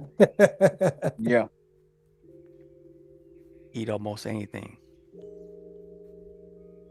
Read. Philippians 3:2. Beware of dogs. Beware of evil workers. Beware of the concision. So all this is evil. They teach Workers. evil. Right. So we talking about don't take the good stuff that we giving and give it to these evil workers. Right. And the other scripture for dogs is Isaiah 56, 10 and 11. Read. Verse Mark 7:28. And she answered and said unto him, Yes, Lord. Yet the dogs under the table eat of the children's crumbs. So now the dogs under the table. So they're close to the ground. They're on the ground. Yeah. And they eating the crumbs. They can't get the small things that that's like people trying to take what you say and try to use it against you. Yeah. That's what he's talking about. Whenever I was talking about them crumbs, you know, you always hear Elder Samuel talking about breadcrumbs. Breadcrumbs, yeah. Dropping little pieces here. You know, they need to get the understanding, the little wisdom here. And people say, oh, wait a minute, that's what that means? Right. A lot of that is what he's talking about. Verse 29. And he said unto her, For this saying go thy way. The devil is gone out of thy daughter. So why would Jesus correct a Syrophoenician doctrine? And why would he teach this woman if she couldn't get the word? Right. Exactly. He said the deceiver is gone out of the doctrine that she had. Yeah. Out of that wisdom. So he taught, this is Christ teaching another nation. But she can't get it. So what would that make her per the scriptures? Would she be Israel? Yeah. Because he said, my sheep hear my voice. So she heard what he said. Yeah. Oh. Yeah. Exactly. Exactly. So it's letting you know that anybody can get it. Right. The people, what they do is, like, that's why we went to Deuteronomy 7, to let you know them people gonna do anything that they can in order to divide these people. The Most High, he made all these people. He said that Japheth is gonna dwell in the tents of Shem. So that letting you know it ain't gonna just be Israel that's gonna be the ones that's getting this kingdom. All right. We often talk about Mary, who listens to our teachers. She told us about her pastor. Mary's pastor chose our tribe when he started teaching against taking tithes for preaching. created children with him and his congregation as a result of him learning what these words mean. Y'all see that? That's what the prophecy is talking about. All right, when it was talking about Ezekiel 47, verse 23. It is not telling you that all Gentiles will be saved. It's telling you that if they learn to love their neighbor, they will be redeemed by the Most High. You might say that you can only find this in one book, being Ezekiel 47. That we are using only one example of the Bible saying the other races will receive salvation. Ezekiel didn't mention the dreaded white man in his book. It's important that you know we follow Christ, so we don't care what race they are, because he did. He is the example of what we should be doing, and he trumps all the other prophets in the Bible. Go to John 14:6. We follow Christ. Right. We don't care what their race is. We don't care if somebody don't like the fact that we don't care what their race is. We're going to teach all of them. They're going to choose whether or not they want salvation or not. That's just the way it is. Read that, Elder. John 14:6. Jesus saith unto him, I am the way, the truth, and the life. No man cometh unto the Father but by me. That means we got to go through Christ in order to get salvation. You can't get salvation of the Father unless you go through him. All right? We should be able to go and see if Christ or the apostles taught white people. Because that's what the controversy is. A man all over Africa now. He done been to South America. They go all over the world trying to find the Black, Hispanics, and Native Americans. All right. Oh, they even expanded their 12 tribes chart now. Right, exactly. They changing the charts now, moving the goalposts and all that other stuff. Right. But they all are clear. Ain't no white people getting up in there. What they did, ain't no white people getting up in there. All right. I got a scripture that says different. Yeah, we about to find one right now. We already showed you that he said, teach every creature. That's why we follow the Bible instead of man. Did Christ and the apostles teach the doctrine to white people? Go to Mark 3. Start at verse 7. We're going to find out. We're going to find out whether or not he taught it to white folks. Now, Elder Johannan just showed you. He taught that Seraphonician. Right. All right. So now we start getting our proof. We go into these scriptures that nobody reads, okay? Because they all want to divide you and fill you with hate. You're paying them to cause your damnation. Because you won't forgive your brother. You won't move past it. I told you, he said, you better figure it out.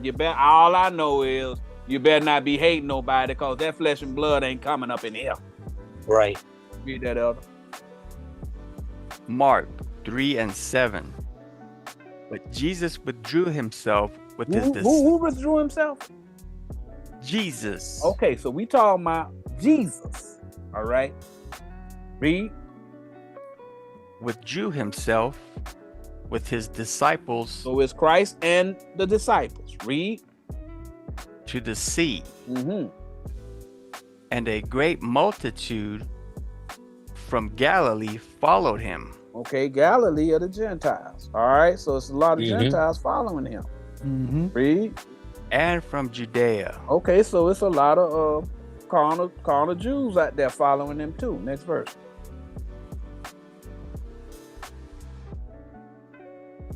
Verse 8. And from Jerusalem. It's a lot of spiritual people following him too. Read. And from Idumea. That's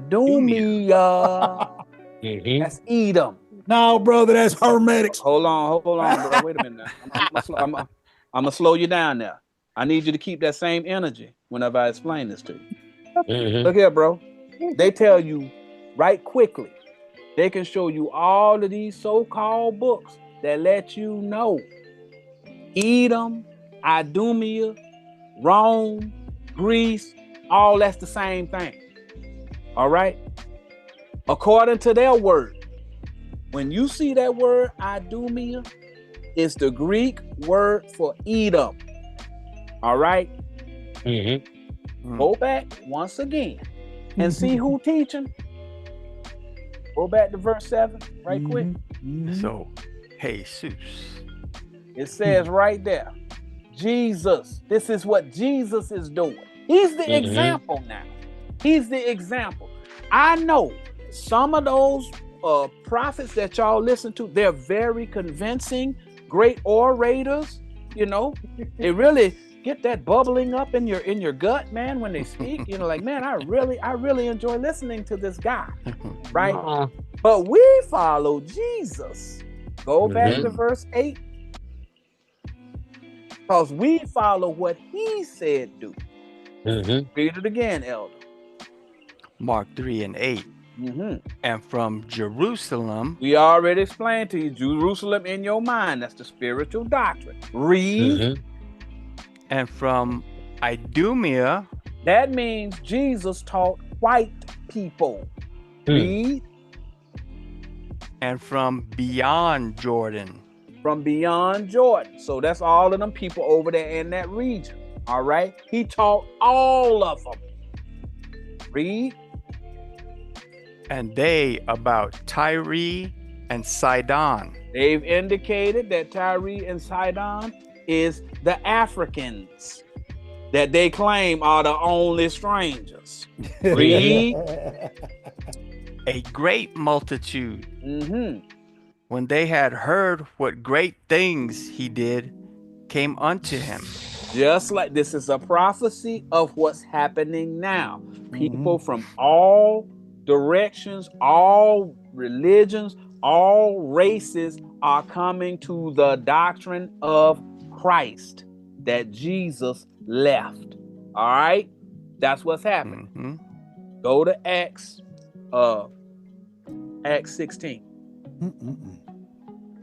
You sure that ain't Aramaic? No. Nah. You said what? Acts what? Acts 16 and 1. Hey, brother, the hermeneutics usually get people tired up, man. Got people up here confused about what's going on. Listen, we ain't the saviors of white people. We recognize that people of all races can be wicked and evil. Right. But here's the thing. The Most High is going to judge them. It ain't your job. It ain't your job. If a person comes and they show you that they're wicked, at that point, you accept that they're wicked. And you go on ahead and you keep moving about your business. The Most High ain't chose them. But that don't mean that everybody believes the same way. All right, we talked about George Floyd. There was so many white folks out there marching up there in Minnesota. They almost outnumbered the black folk that was out there. Everybody saw that on TV. It was white folks marching out there with them black people saying that was wrong what that man did to that other man, to George Floyd. So how you gonna go on and say all them white people? I don't care, all of them. Like, listen, them people out there marching because they was outraged by that. Okay, you can't go and blame the son for what the father did. If that's the case, if somebody go and they just had a situation in Cincinnati where these dudes went and they had some kind of disagreement or whatever, right? Okay, it was supposedly a white guy out there. He started using the N-word, and them folks put them hands on him. But if them white folks take exception to these black people putting hands on this man, should they have the right to go through and start slaughtering black people? Listen to what y'all saying. Right. It's a reason why the Most High put the powers that be in charge, to prevent slaughter. Because man, once his blood get up, he want to kill. You have to be stopped. Y'all got to be the adults in the room Don't get caught up. He putting before your life and death. If you get up in there and you ready to go and harm somebody or hate somebody because of something that happened in the news, whenever that salvation time comes, you can go on ahead and watch everybody else get salvation while you go on ahead and burn. All right? Read this for me. Acts 16:1. Then came he to Derbe and Lystra, and behold, a certain disciple was there, named Timotheus. This Timothy. Read. The son of a certain woman, which was a Jewess, and believed. But his father was a Greek. Timothy was a Greek. Timothy was a Greek. Because you are what your father is. Right. Yep. You can't go and say that Greek mean white in this scripture, but it don't mean white in that scripture. They say you are what your father is, right? Go to 1 Corinthians 4:17. Ooh, I got one. Let's see what Paul did for him. Did 4. Paul teach him? He got a book in the Bible. What you talking about? Obviously. 17. 17? I got one. I got another disciple after that. Yeah. Well, we gonna drop down because we're gonna stand in Acts. When you done, all right. Read that. 1 Corinthians 4:17. For this cause have I sent you unto Timotheus. So who sent him? Paul sent him. Read. Who is my beloved son. So he went and trained them. Read. And faithful in the Lord, who shall bring you into remembrance of my ways. He gonna remind you of my doctrine that I taught you before. Read. Which be in Christ. Which is 2 or 3. As I teach everywhere in every church. So it's letting you know Paul trained Timothy. Go back to Acts 16. Drop down to verse 9. So now he told you Timothy is a Greek. That's a white man. Okay? He's a Greek. Read this right quick. Acts 16:9. And a vision appeared to Paul in the night. Okay, now he got a vision from the Most High. Read. There stood a man of Macedonia. A what? A man of Macedonia. A Macedonian. Read. Are we gonna go to that scripture? Yeah, we after we get because he's saying it twice. Okay, I got you.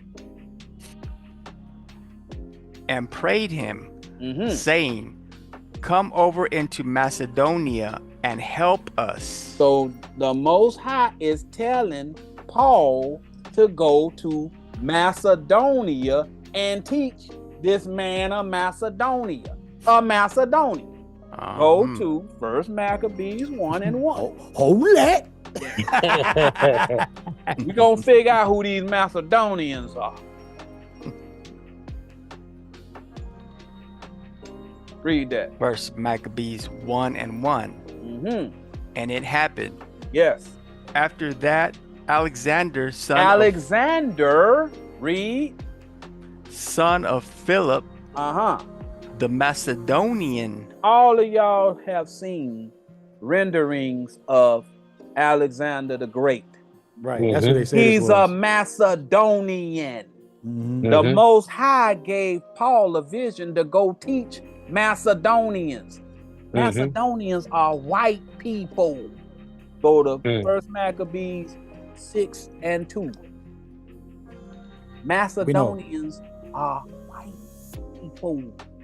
The Most High commanded Paul to go teach them people. 1 Maccabees 6:2. and that there was in it a very rich temple, wherein were coverings of gold, and breastplates and shields, which Alexander, the son of Philip, the Macedonian king, boom, read, who reigned first among the Grecians, Greeks, had left there. Go to Editions of Esther 16. I think this is off, right? This is the one that's off? No, it's good. Verse 10.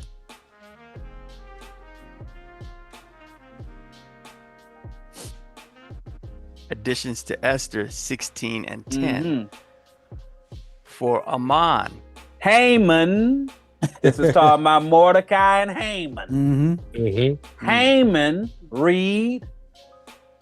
A Macedonian. Haman was a Macedonian. All right. When it's talking about Macedonia, it's talking about white people. All right. Go back to Acts 16. So y'all know them people, they get up in there and they talk all that trash, right?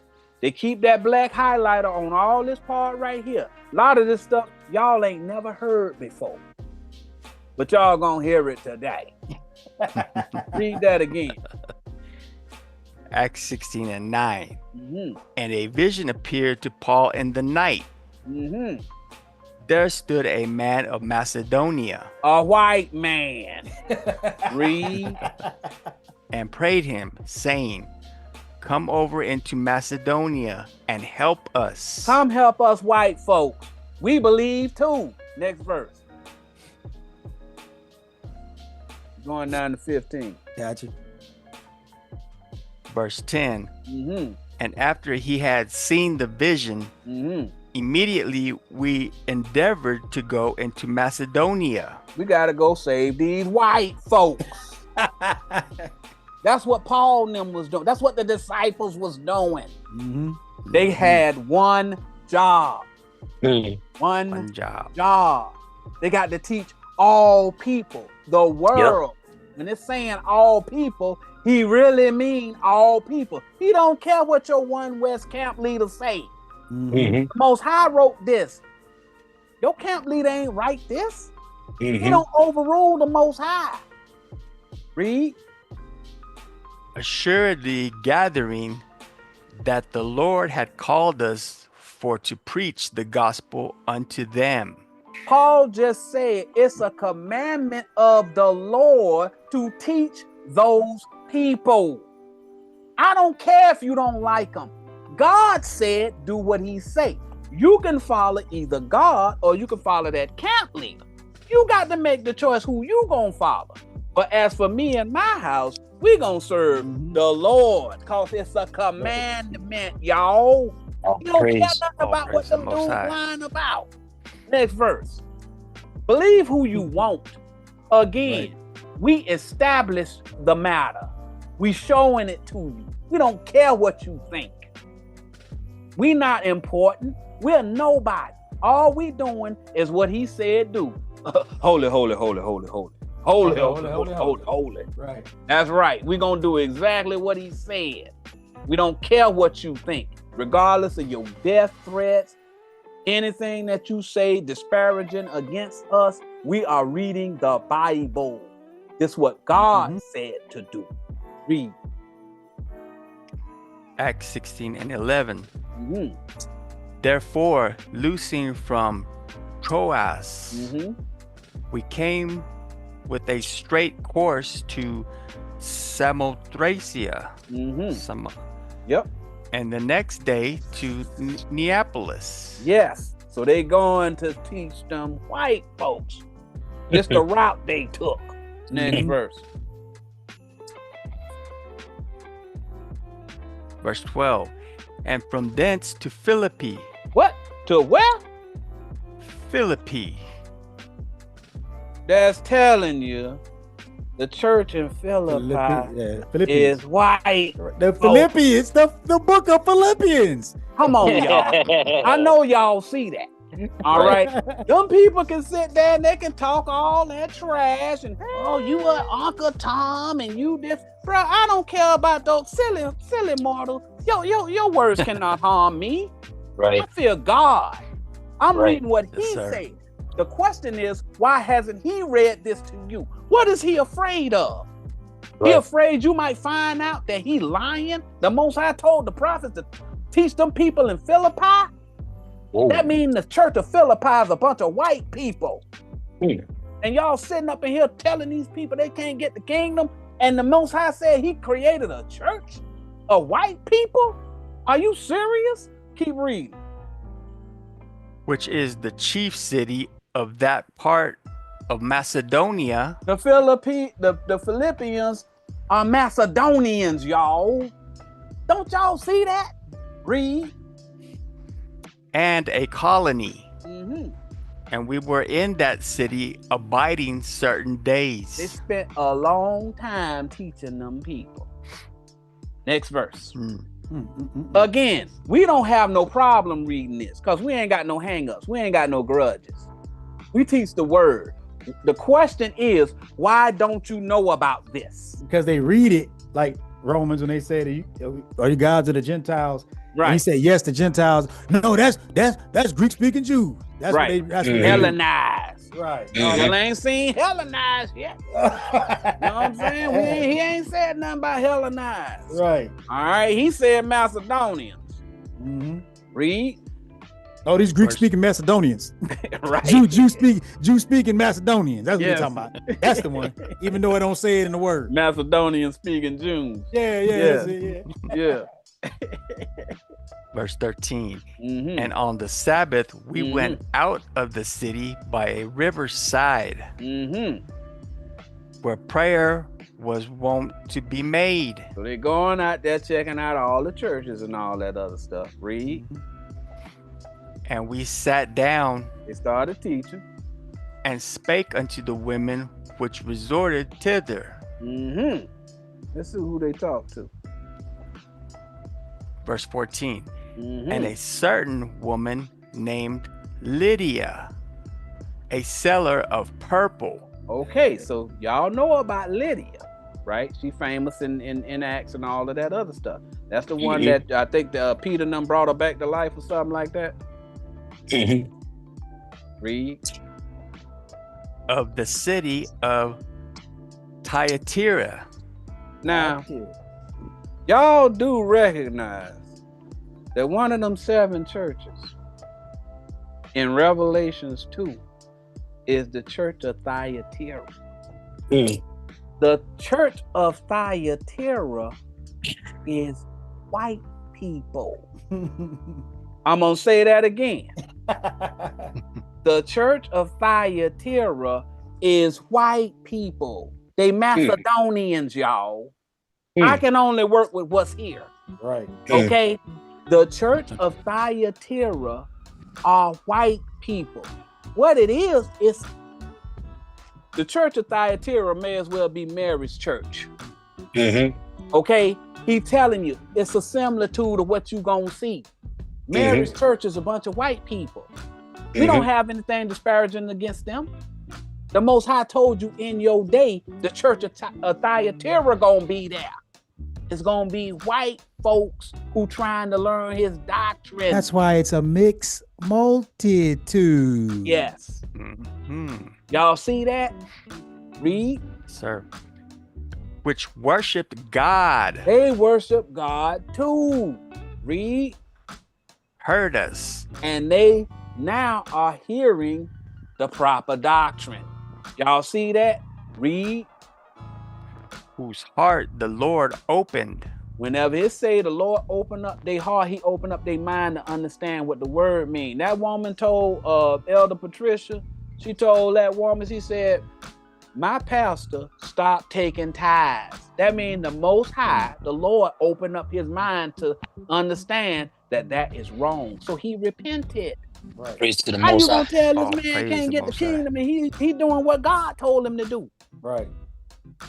Y'all can believe whatever you want. We're not telling you what to do. All we're doing is reading the Bible so you can assess for yourself what it is saying. The church of Thyatira is a white church. Read.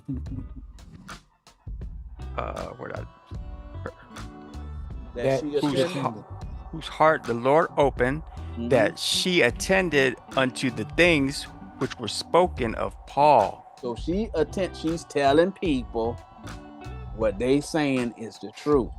Last verse.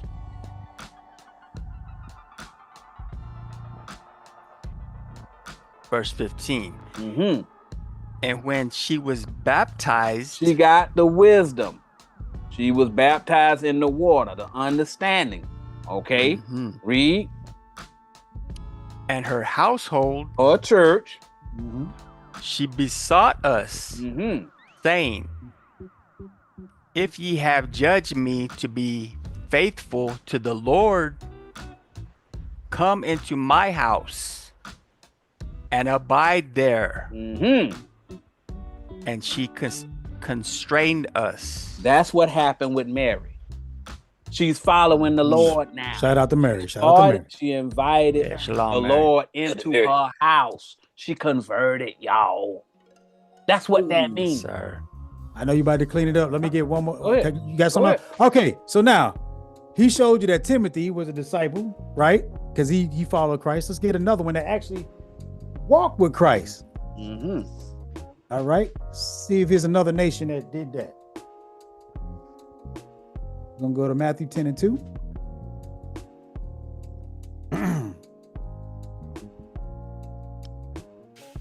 Matthew 10 and 2. Now the names of the 12 apostles are these.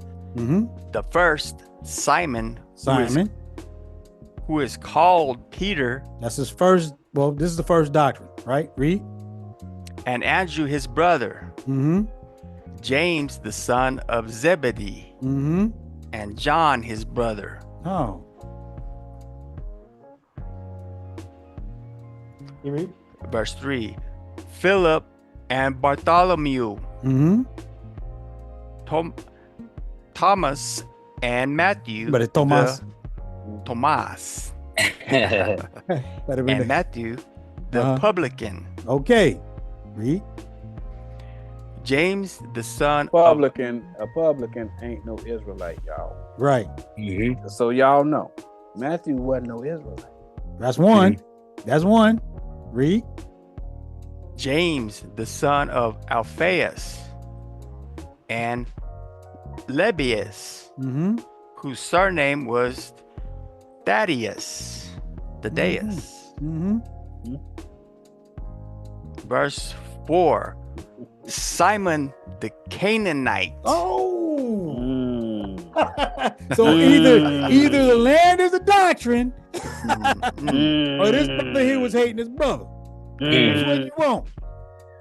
That one to 12. Wow. Read.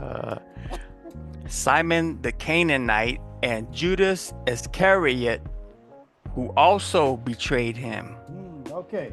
And also I brought this up before about teaching Edom, that our forefathers written aforetime did the same thing. Let's go to old David. Because we the rooted Jesse, right? Yeah. We supposed to do what they did. Real quick so we can close out. I got a few more things I got to get through. All right. Yeah.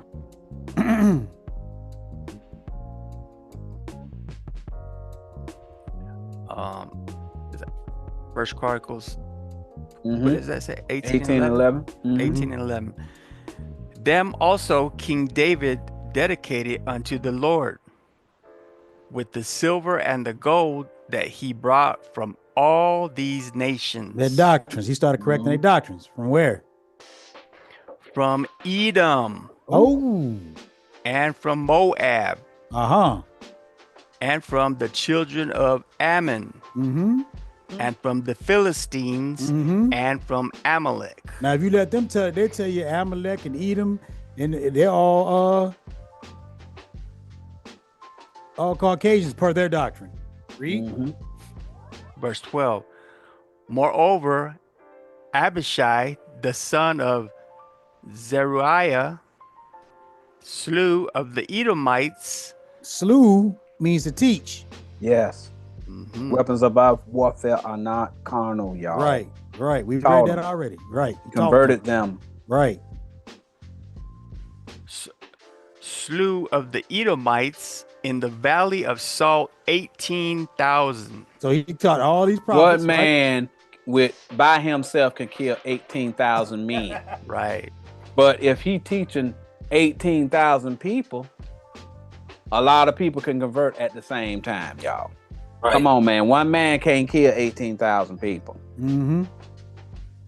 Verse 13. And he put garrisons in Edom. Yep. In Edom, and all the Edomites became David's servants. It was teaching David's doctrine. Yes, they was the students. Read. Thus the Lord preserved David whithersoever he went. Oh. And whenever he's like, in the time period where they wrote about Christ, they call him rabbi, which means teacher, and his servants were his disciples. That's his students. All right. So don't get caught up in, they want you, again, the Most High, he gonna put before you life and death. Somebody gonna come teaching you violence, and the other one gonna come teaching you peace. We teach the Prince of Peace. Okay. You got to understand what the peace means. Okay. Go to First Samuel 21:6.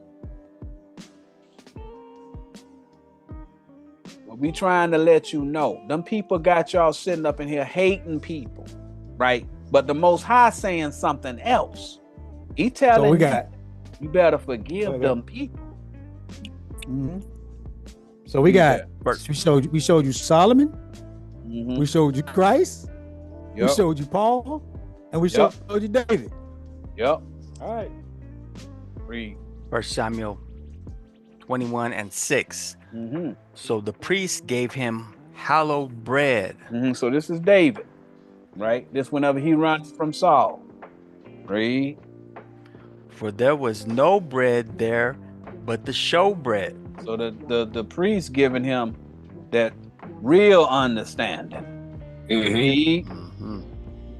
That was taken from before the Lord. That mean he teaching them the stuff that's already been cooked on the fire. The 2 or 3. They done already, this is established. That's what this priest is teaching David. Read. To put hot bread in the day when it was taken away. So he gave him that hot, fresh off the press, fresh out the oven. That's that new type. Right. Read next verse. Verse 7. Now a certain man of the servants of Saul was there that day. Let's see who it was. Detained before the Lord. So he was there. He was there learning too. He learning the Lord. Read. And his name was Doeg. An Edomite. Oh, but he was a what? He was a servant of Saul. Not only was he a servant, let's keep reading. Doeg, an Edomite, the chiefest of the herdmen that belonged to Saul. He was a top prophet. Under Saul. Y'all see that? Them people tell you what, go to Amos 9:9. These people sit here and they tell you all this stuff. It's all through the Bible. You're right. They're trying to keep their doctrine going. It's a lie. If you follow it, whatever you get, you earned it. Because we telling you, they lying. We don't care. We ain't trying to save just white people. We trying to save all people. Okay? But it just seems like they always say If you by any means say that white people can get salvation, all of a sudden something wrong with you. We reading what God said. We don't care what them men think. We care what this book say, and we reading it right now. Y'all sitting up in it wasn't no Edomites in Israel back in the day. But Paul had his chief is herdsman. Herdsman is a prophet, y'all. You should know that of David. That's what whenever Jacob and his sons came to Egypt, what did Joseph tell them to tell them? Whenever they come, ask you tell them you herdsmen. You keep sheep. That's what he told them to tell the Pharaoh. Herdsmen are prophets, y'all. Come on, y'all. They keep the sheep. Sheep are followers. Okay, in their congregation. Read that, elder. We're going down to 12. Amos 9:9. For lo, I will command, and I will sift the house of Israel among all nations. That means that the house of Israel is in all nations. All right? The house of Israel is in all nations. If That's you the people. yes, please bring it out. If you convert to that doctrine where you forgive your brother, the Most High say, them people in all nations. It's a lot of people who can't speak English, but they know not to hurt their brother. Right. In all nations. Read. Like as corn is sifted in a sieve, yet shall not the least grain fall upon the earth. The Most High say he know who all of them are. He's saying he ain't gonna miss none of them. All of them gonna get salvation. Next verse.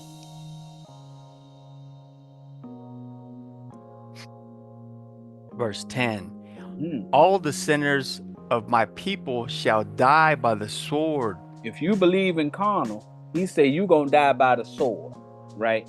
Meaning if you put your doctrine up against his doctrine, he's gonna defeat your doctrine. Read. Which say, the evil shall not overtake nor prevent us. So you got all of these people with all of these belief systems that's coming against the Lord's doctrine. Some of them even making death threats. Right.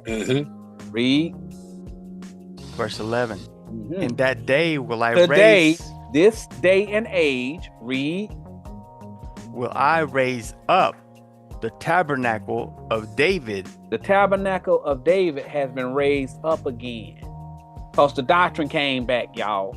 David had the same doctrine that Christ got. Christ same is doctrine the son that of Abraham David. got. Y'all Right. see that? Right. Come on now. Sir. Read. The tabernacle of David that is fallen. It had fallen. People forgot the doctrine. It was fallen. Read. And close up the breaches The thereof. divisions that we had between one another. Because the doctrine of David is love thy neighbor, y'all. That's the doctrine. All right. The Most High, he gonna close them breaches up. Whatever that stuff that kept y'all apart, he gonna tell you, if you forgive your brother, I'm gonna forgive you. That's a promise. That's the doctrine of promise. Read.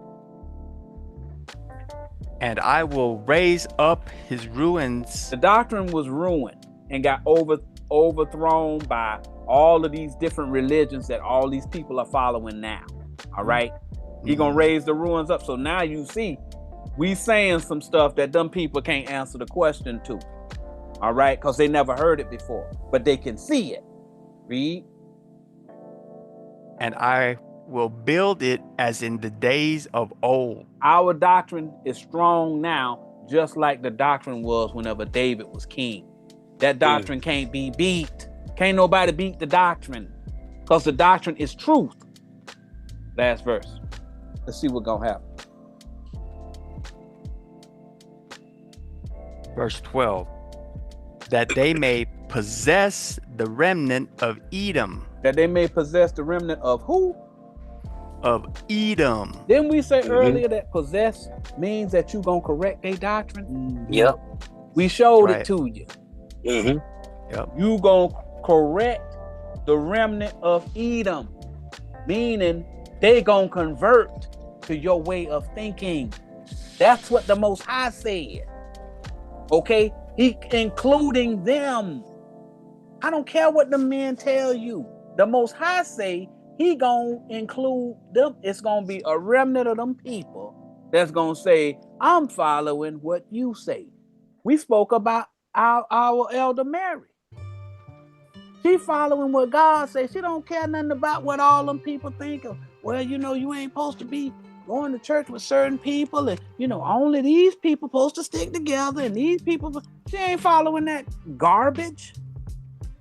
She's saying, look, I'm of that remnant. I'm gonna follow what 2 or 3 say do. Read. All praises. And of all the heathen. That's the rest of them. Okay, all of the other people who have a different understanding. Heathen only mean that they don't understand God's doctrine. They got a different doctrine. That's what a heathen is.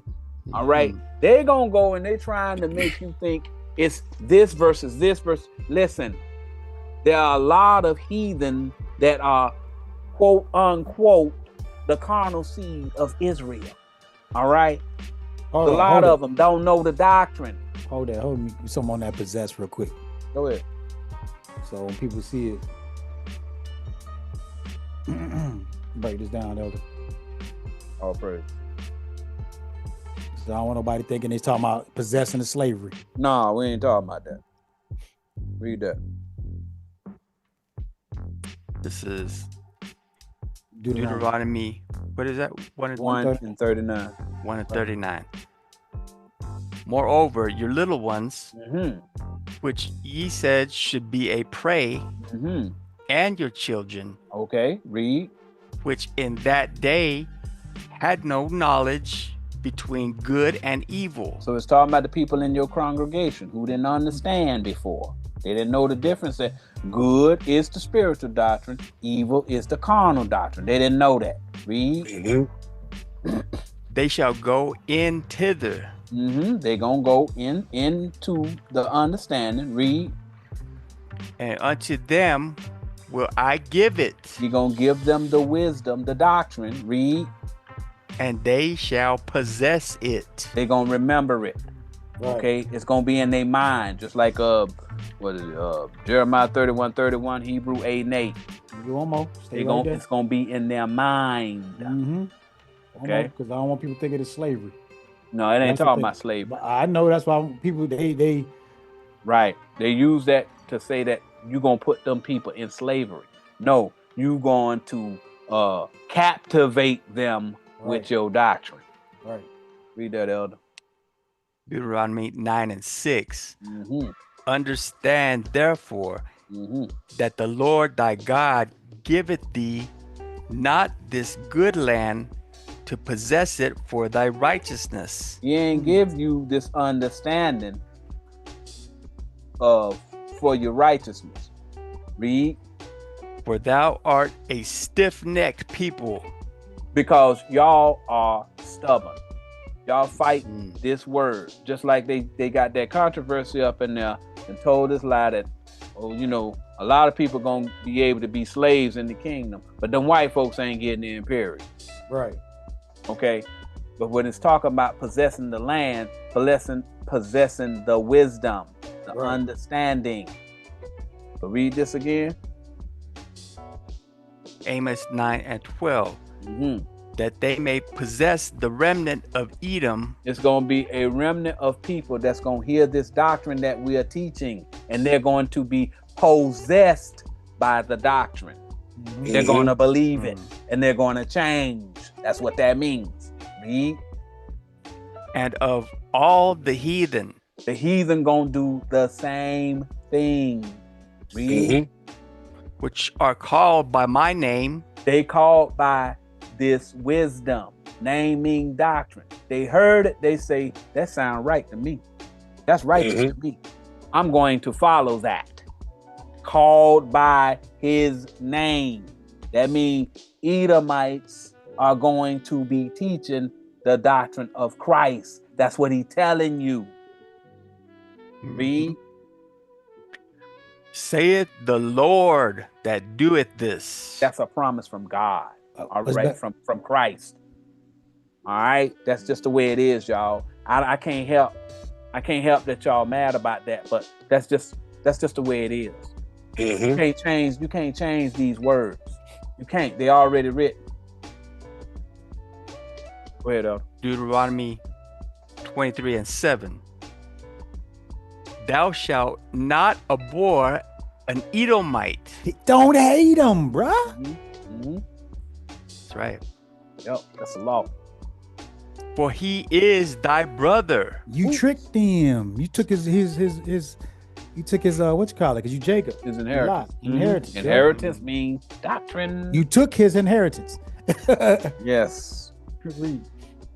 Thou shalt not abhor an Egyptian. We said, for he is thy brother. You can't skip over that part. Yeah.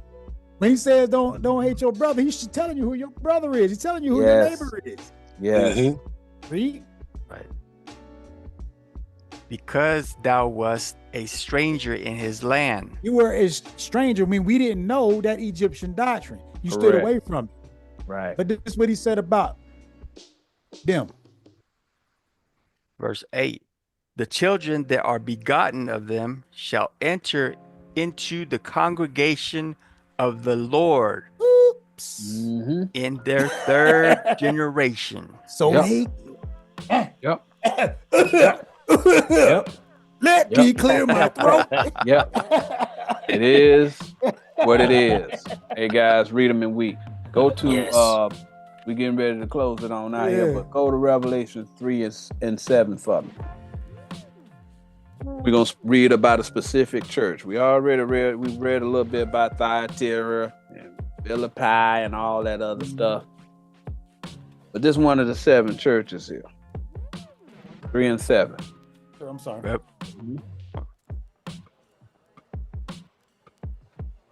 Yeah. Oh yeah, I like this one. Yeah. Revelation 3 and 7. And to the angel of the church in Philadelphia write. An angel is a prophet. Yes, sir. Okay. An angel is a prophet. You can go to what is it? 2nd Ezra 1, 38 through 40. All right. An angel is a prophet. So now Christ is writing this to a specific church. So the prophets in this specific church. All right. Church of Philadelphia. Read. Hey, you didn't bring up what Philadelphia meant. Well, we're going to get to that at the end. Okay. Read.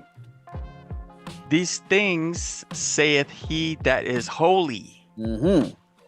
He that is true. He that hath the key of David. So he's talking about Christ. All right. Holy, true. Okay. Read. He that openeth. Give understanding. And no man shutteth. Once y'all got that 2 or 3, can't nobody take it away from you. Read. And shutteth, and no man openeth. And so if he don't want you to get this wisdom, because you got what's that thing you always read in was the Wisdom of Solomon 1 and 4? Yeah. If you got that hatred in your heart, you ain't gonna be able to get it. I'm gonna let you know. Yep. Wisdom should not enter. Read. We're going down to 13. Got you. Verse 8. I know thy works. He telling you. He telling this church. He knows the works that you doing. How you teaching. Read. Behold, I have set before thee an open door. So he opened the door to wisdom for us. Read. And no man can shut it. So once you get the wisdom of Christ, nobody can shut it. For thou hast a little strength. A little strength, because it ain't many of us. Y'all see that? Read. And has kept my word. But we use that 2 or 3 faithfully. Read. And has not denied my name. We don't care what them people say. We still gonna teach it the same way. And his name is where 2 or 3 are gathered in my name. Correct. Oh, praise the Most High. Verse 9. Behold, I will make them of the synagogue of Satan. The church of deceivers. Them the same people that telling you white people can't get the kingdom. Oh, if they get the kingdom. Now, we sat there and read Ezekiel 47. They said they're going to get equal inheritance. That's what it said in that last verse. They're going to get equal inheritance. All right? So them people telling you, oh, no, if they do get in there, they're going to be slaves. But it don't say that. All right? Read. Which say they are Jews. There's a lot of people up here claiming to be the Jews that's teaching that lie. That synagogue of Satan. That's what he's telling the church of them lies. Who claiming that they the Jews. Read. And are not. They not because why? Read. But do lie. Because they're liars. Because they're not telling you the whole story. All the precepts that we just read about the church of Thyatira, the church of Philippi, Most High went and told Paul to go and teach them Macedonians. Christ sitting up there teaching Idumeans. Come on, y'all. Y'all don't know that. But it's in there. Why they ain't teaching you that? Read. Right. Behold, I will make them to come and worship before thy feet. They gonna end up bowing down to this doctrine because we telling the truth and they lying. Prove it. Read. And to know that I have loved thee. He loved us. Read. Next verse. They're gonna realize it. Whenever they can't defeat the doctrine. All they can do is come and try and, just like on a lot of y'all, well, whenever I was little, the big thing was the Wizard of Oz. And then that man, whenever that little dog came over there, started pulling that curtain, that man said, pay no attention to that man behind that curtain. All right? That's what they're trying to get y'all to do now. You ain't see what you see. You don't see what psychology. you see. Right. Don't believe your lying eyes, even though you reading it. All right? Everything them people said was a lie. And we just proved it. We read it straight out the Bible that the Most High said to teach them people. But you can follow your God or you can follow the Lord and Savior. All right? Small G God. Go ahead and follow them camp leaders if you want. We're going to do what God told us to do. And we just proved he told us to do that. Read. Verse 10. Because thou hast kept the word of my patience. We went and we was patient. Okay. Even though things didn't always go right, we stuck to it. He said, endure. Learn this word. Be patient. You're going to get it. And then go and start teaching it to your brother. Read. I also will keep thee from the hour of temptation. So he gonna protect us from being tempted to changing our doctrine to follow somebody else. He telling you, you just got to be patient. Stay the course. Read. Which shall come upon all the world. Those people's doctrine is going to be destroyed spiritually and carnally, because y'all see what's going on. Read. To try them that dwell upon the earth. So he's going to try them. He's going to place before them life and death. All right. He's going to give them a choice to make. They're going to weigh the fire. Which one makes more sense? Which one do I need to follow? Should I continue to hate these people because of slavery and all that other stuff that happened in the past? Or should I worry about trying to get salvation and trying to be peaceable with all men like Christ told you to do? Read. Verse 11. Behold, I come quickly. He letting you know this thing ain't gonna get drawn out. It's probably gonna happen kind of quick. All right. Y'all seeing what's going on, right?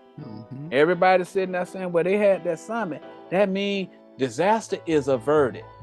That ain't what that means, y'all. That ain't what it means. All you know is what they showing you. You don't know what's going on behind the scenes. Read.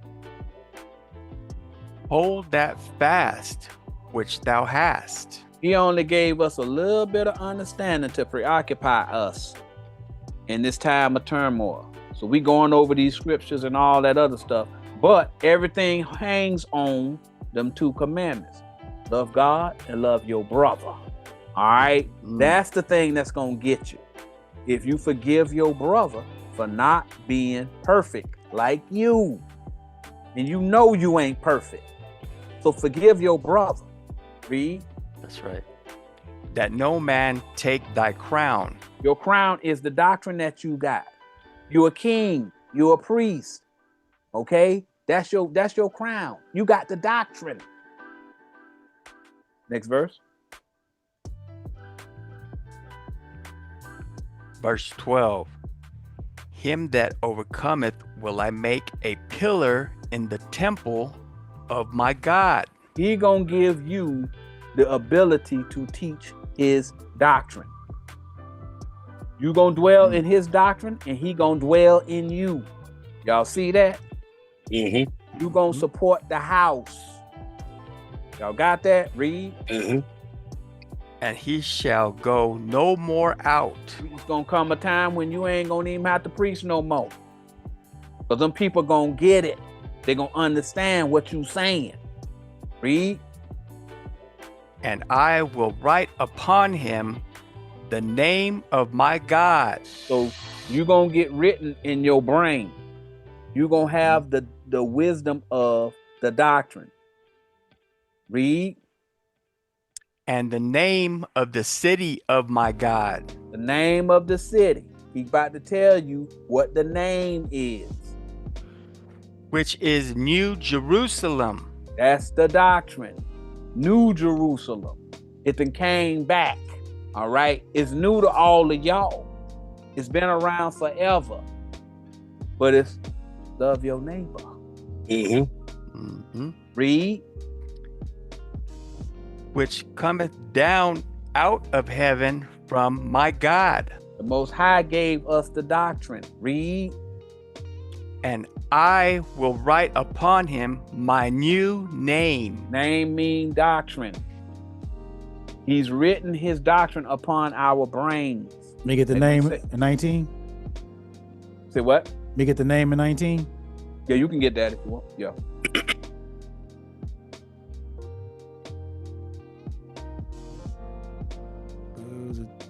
Was it 3? I think it's 13. 6.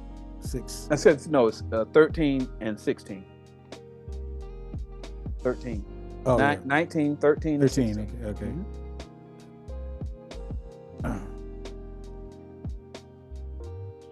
Revelation 19 and 13.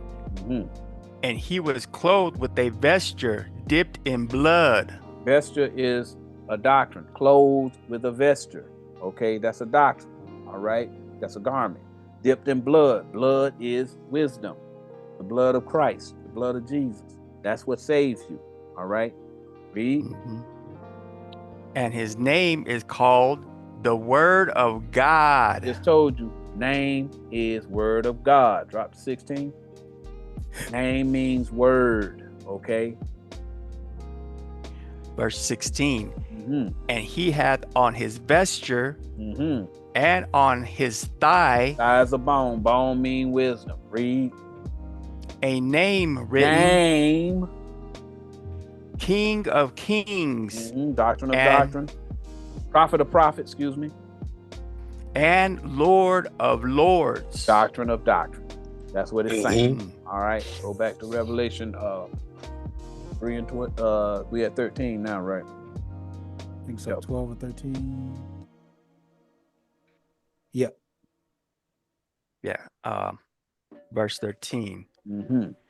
He that hath an ear, let him hear what the Spirit saith unto the churches. So it's talking about the church of Philadelphia.